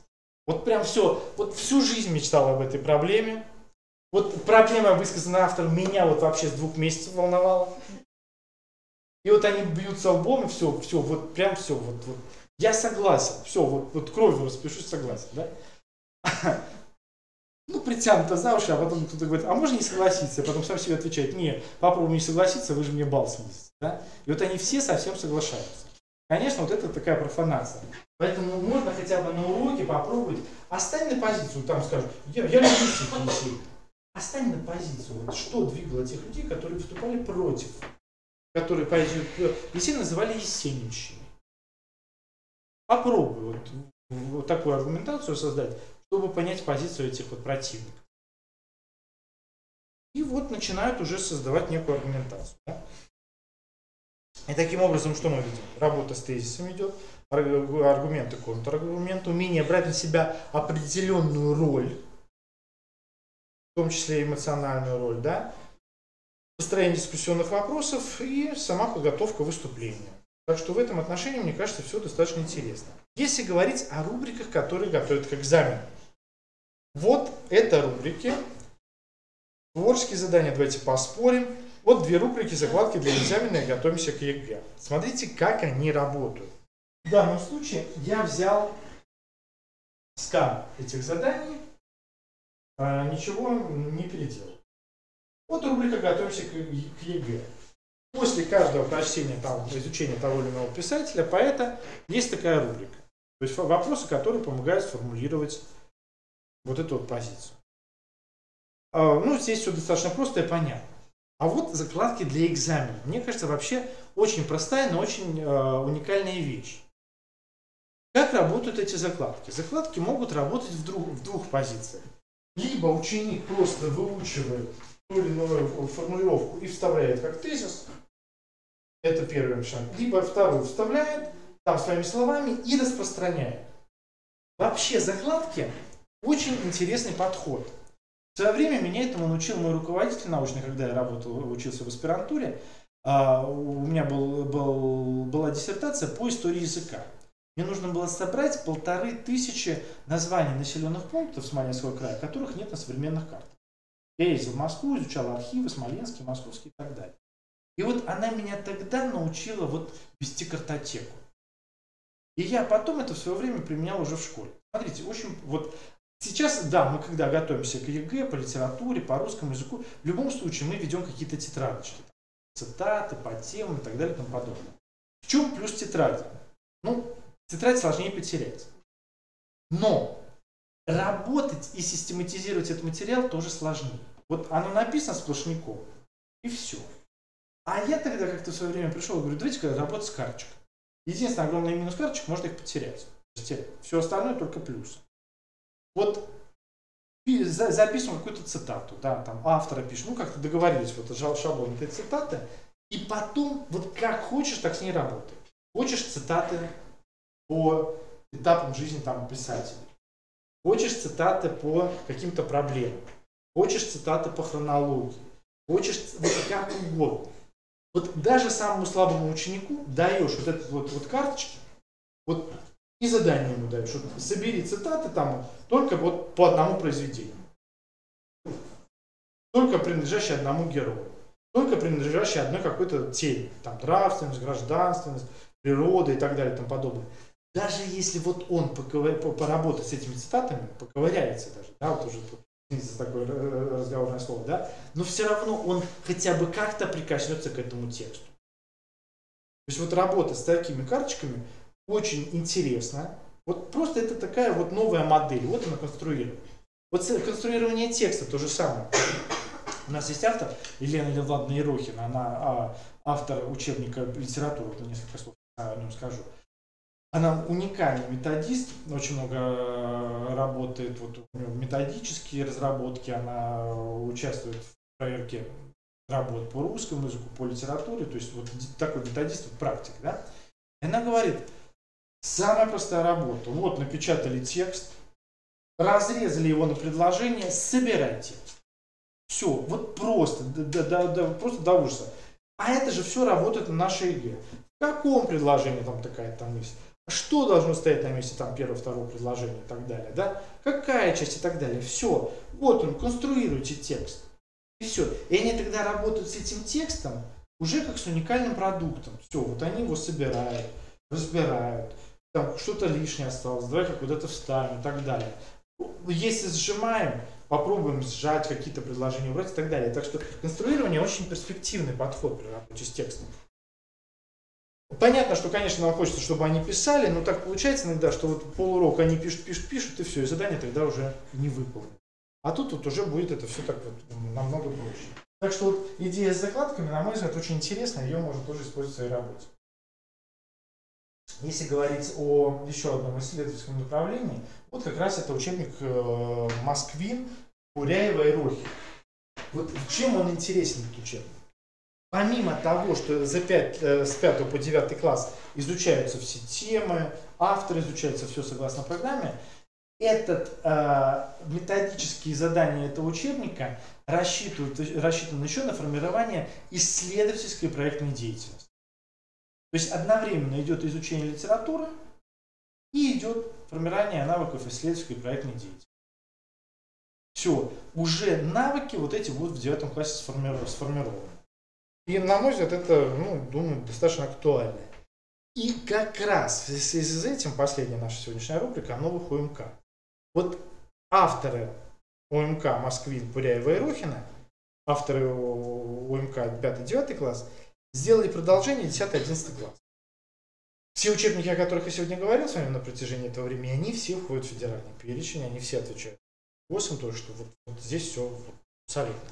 Вот этот учебник, он еще не вошел в новый федеральный перечень, очень хочется, чтобы он вошел. Вот я просто хочу на примере этого учебника показать, какой должен быть современный учебник по литературе. Мы увидели современный учебник по русскому языку, мы увидели действующие учебники по литературе. Вот, например, учебник Бориса Александровича Ладина отвечает всем требованиям. Тот же Архангельский, но это уже углубленка. Вот какой должен быть современный учебник литературы? Еще такой один акцент. В первую очередь, конечно, авторы всегда говорят о том, что мы готовимся. В том числе и к ЕГЭ. Да?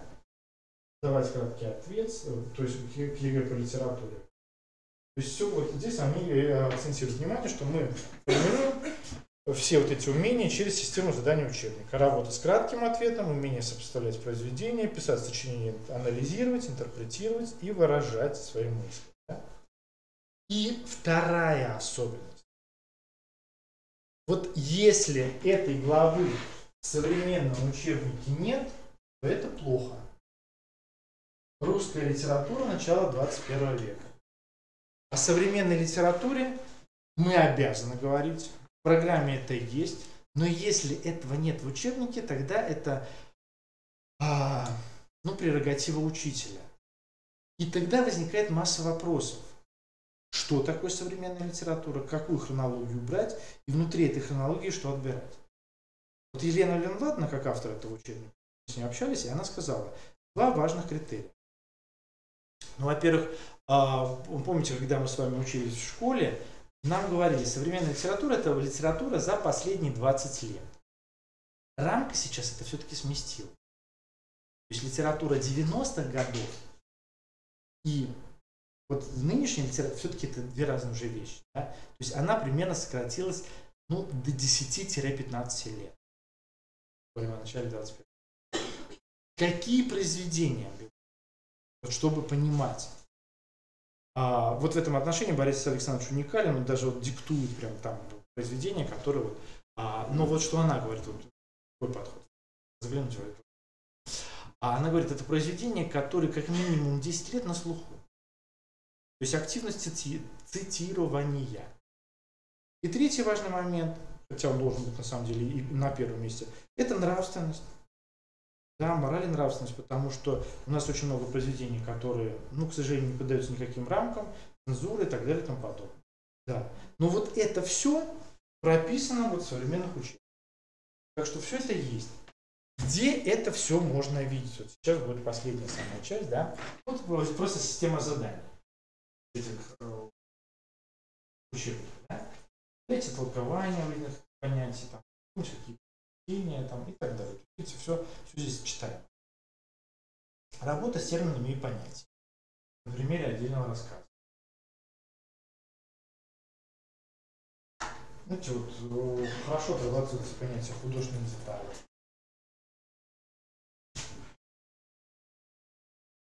Или, например, задание направлено на создание развернутого. Вот оно, мини-сочинение. Да? Кратко сочинение. Дайте развернутый ответ.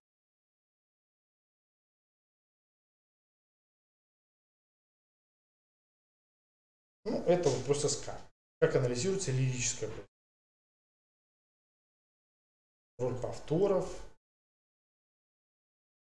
звукопись, наличие там тех или иных частей речи и так далее. То есть, видите, стихотворение анализируется не только с точки зрения содержания и настроения лирического героя, но и с точки зрения структуры. Все это есть в учебнике. И вот как, например, реализуется исследовательская деятельность. Объясните смысл утверждения, проведите мини-исследования и так далее. Проблема мини-исследования.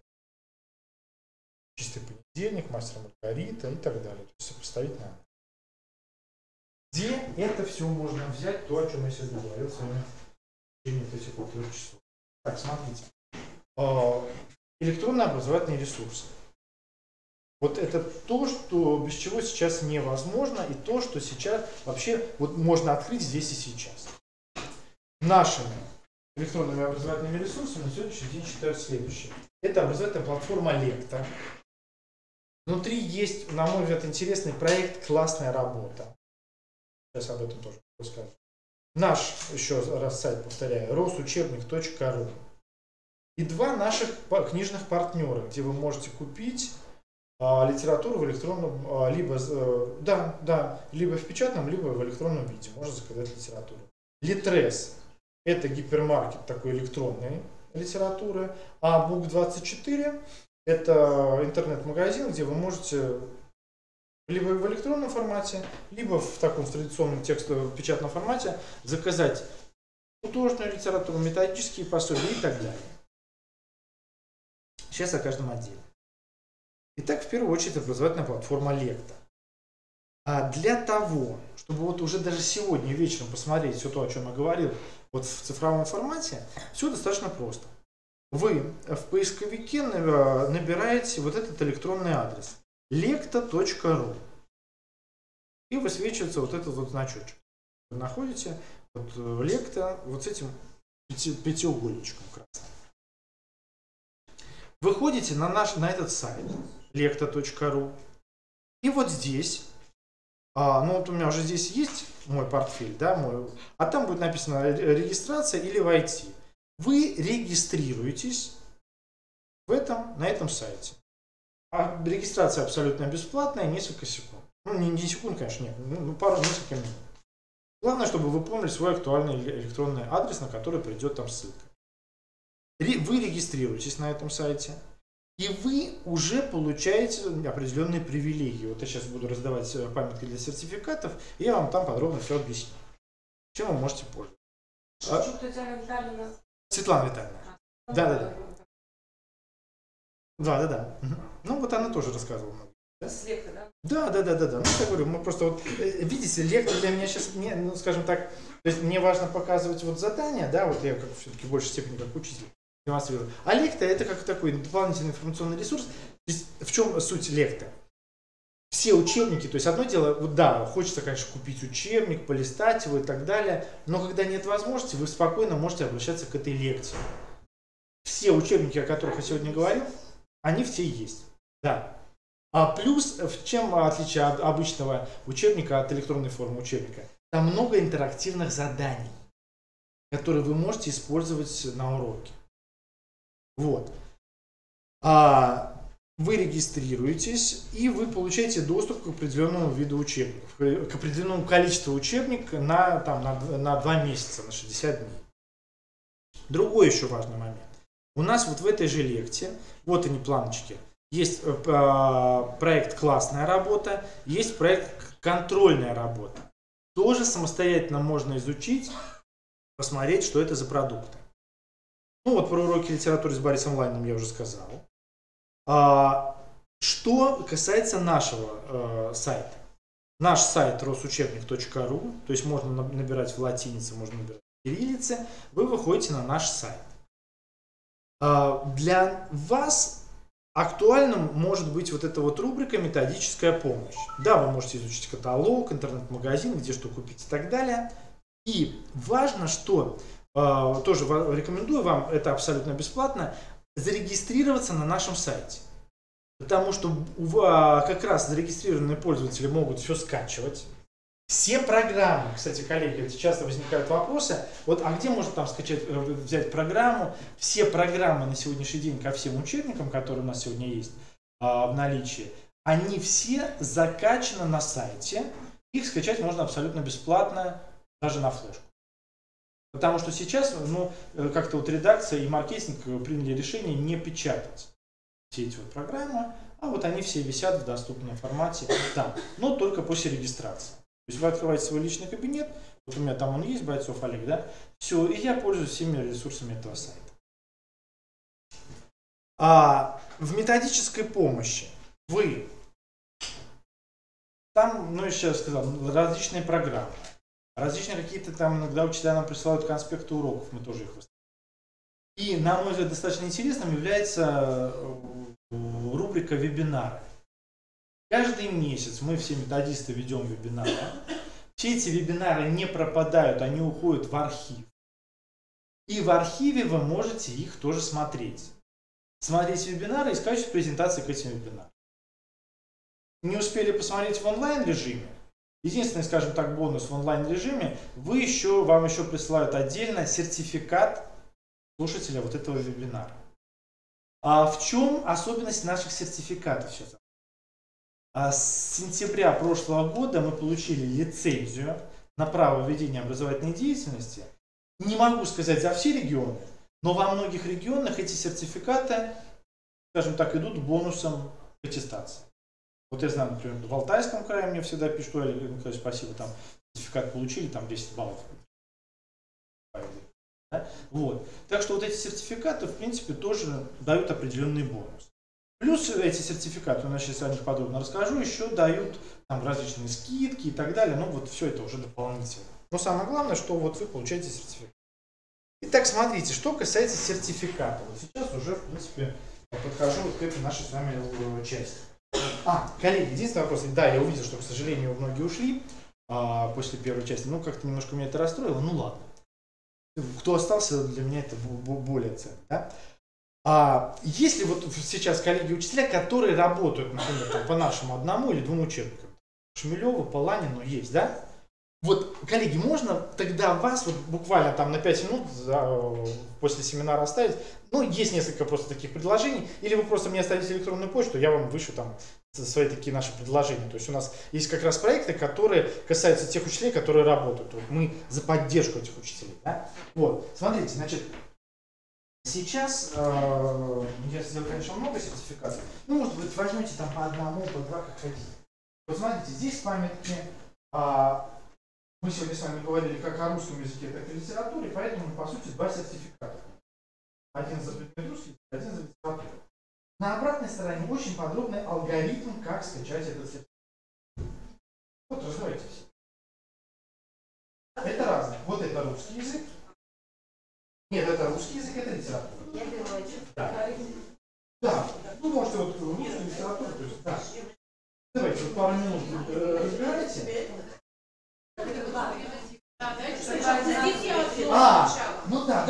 там. Да. Давайте вначале вот. Да. Языковой образ и литература. Сейчас разбираете.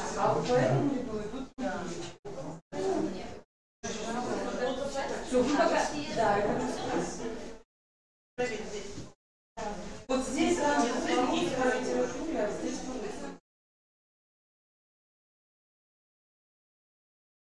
такая литература, да. Вы передавайте, да, в этом отношении никаких проблем.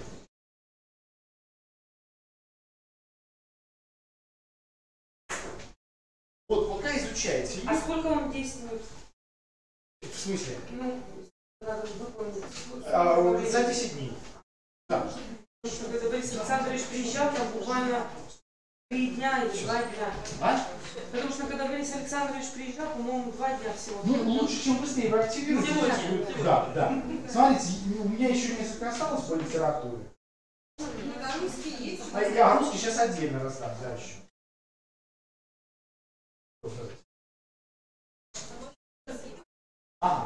Да, если что-то кому-то нужно, а теперь русский. Да, давайте вот сюда. Это вот сейчас очень подробно. Сейчас подробно расскажу, как. Чем раньше вы активируете, тем лучше. Просто чтобы, скажем так, до конца месяца, чтобы это было.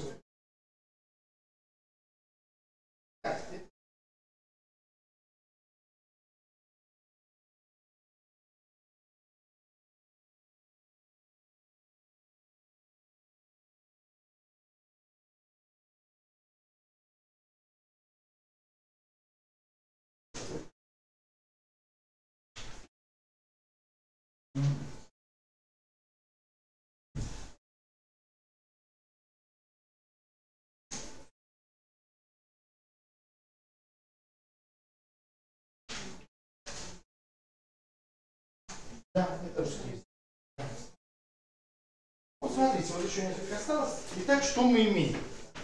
Вы имеете индивидуальный восьмизначный код. Да. Да. Ваш индивидуальный код. Вы заходите на сайт rosучебник.ру.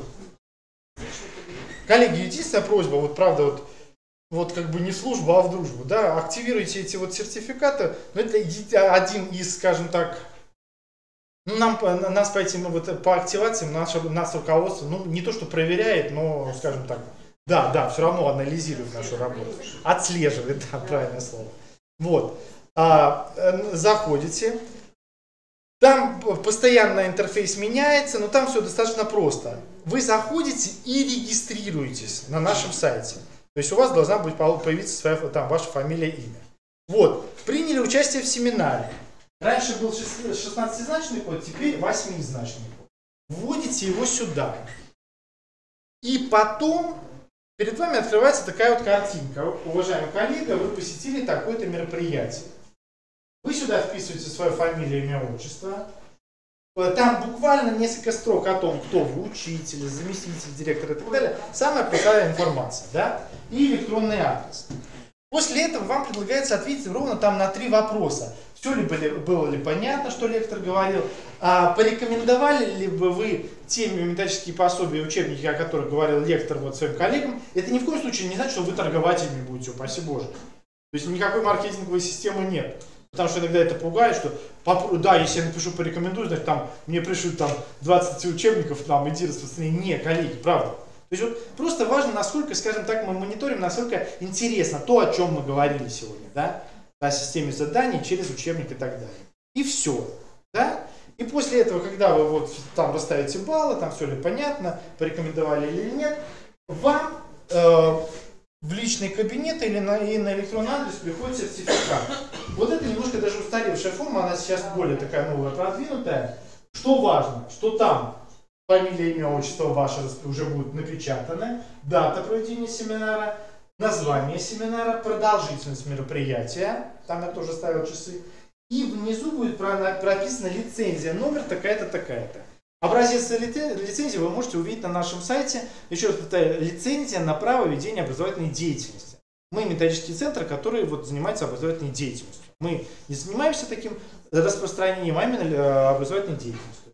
И разные там вот скидки и так далее. Плюс через этот вот сертификат у вас есть возможность скачать учебники с платформы Лектор. Работать с ними, пользоваться ими и так далее.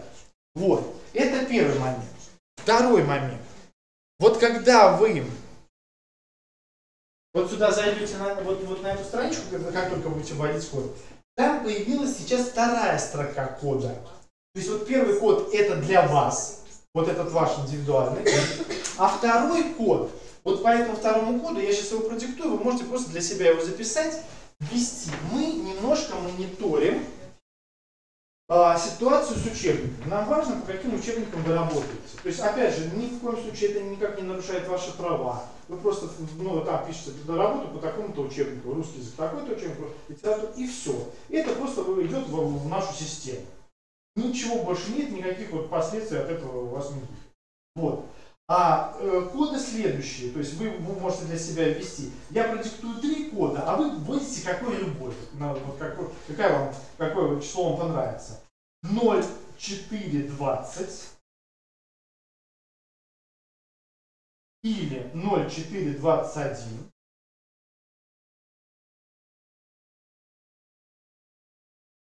В принципе, наверное, все. Ну да, вот это вот одно из этих. Или 0420, ну то есть 0420, или 0421. Вот любой из этих кодов вы вводите во второе окошко. То есть вначале, например, вот этот ведете, потом вот этот ведете, да? И то вы просто вас промониторите, по каким учебникам вы работаете. Все. То есть нам будет очень важно ваша реакция, ну, ваша обратная связь. Все. Вот в принципе здесь, наверное, все. Если есть какие-то вопросы, я с удовольствием готов на них ответить. Если нет вопросов, я еще раз вот оставляю на экране мой электронный адрес. Вот здесь вот не так много раздатки, но может быть кого-то это заинтересует, пожалуйста. Это вот раздатка каталоги по литературе. То есть можете для себя в библиотеку отнести. Это вот раздатка некоторые тезисы из презентации по Ланину и по Гусарову. Тоже можете брать. Если кому-то интересно, вот как пользоваться платформой Лекта, тоже еще одна такая вот раздатка. Вот. Коллеги, вам огромное спасибо, что выдержали этот трехчасовой марафон. Но я надеюсь, что было, наверное, не бесполезно.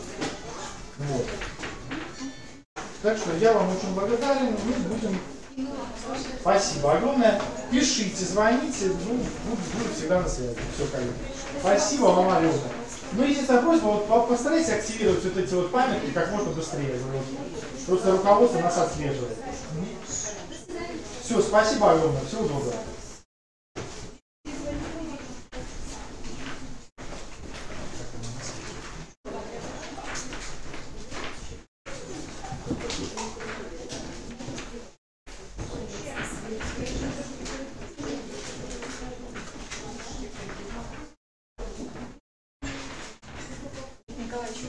Большое спасибо. Да. Я вас передать еще коллегам, даже если можно, да, я где-то полгода вот именно вот с учебников подсела. Ага. Все. Это то, все, то есть как бы... Да-да-да. Коллеги, а вот помните, я говорил, кто вот и по учебникам работает по нам? Мы по учебнику в гимназии не работаем. Ну, как бы я его знаю, этот учебник, и в прошлом году... А можете вы тогда, или мне тогда, чтобы вас сейчас не задерживать, оставить свой электронный адрес? У меня там личный кабинет. Просто я вам тогда вот напишу некие наши предложения. То есть, а кто вы, да?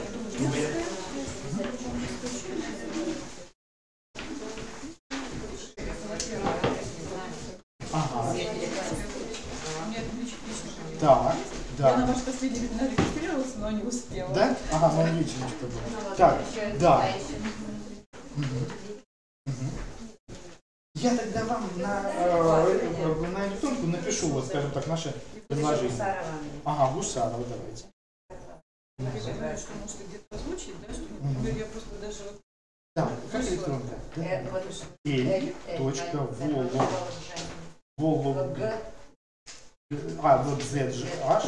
Вологжа, Нина, 212, Яндекс. Все, хорошо, вам тоже пишу тогда. Я вам скину потом, я не помню свой. Напишите тогда. Просто я говорю, вот я сделал вам предложение, там интересно, мы поддержим учителей, которые работают, и я думаю, что это будет нам полезно. Спасибо. Спасибо, до свидания. Коллеги, спасибо огромное. Спасибо. Спасибо. Я тогда вам обязательно напишу. Спасибо большое. Спасибо, коллеги.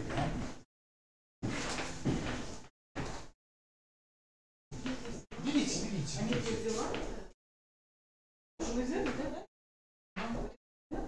Вот это вот по электронке. Это презентация. Ну, возьмите библиотеку, можно. Спасибо огромное, очень приятно, спасибо.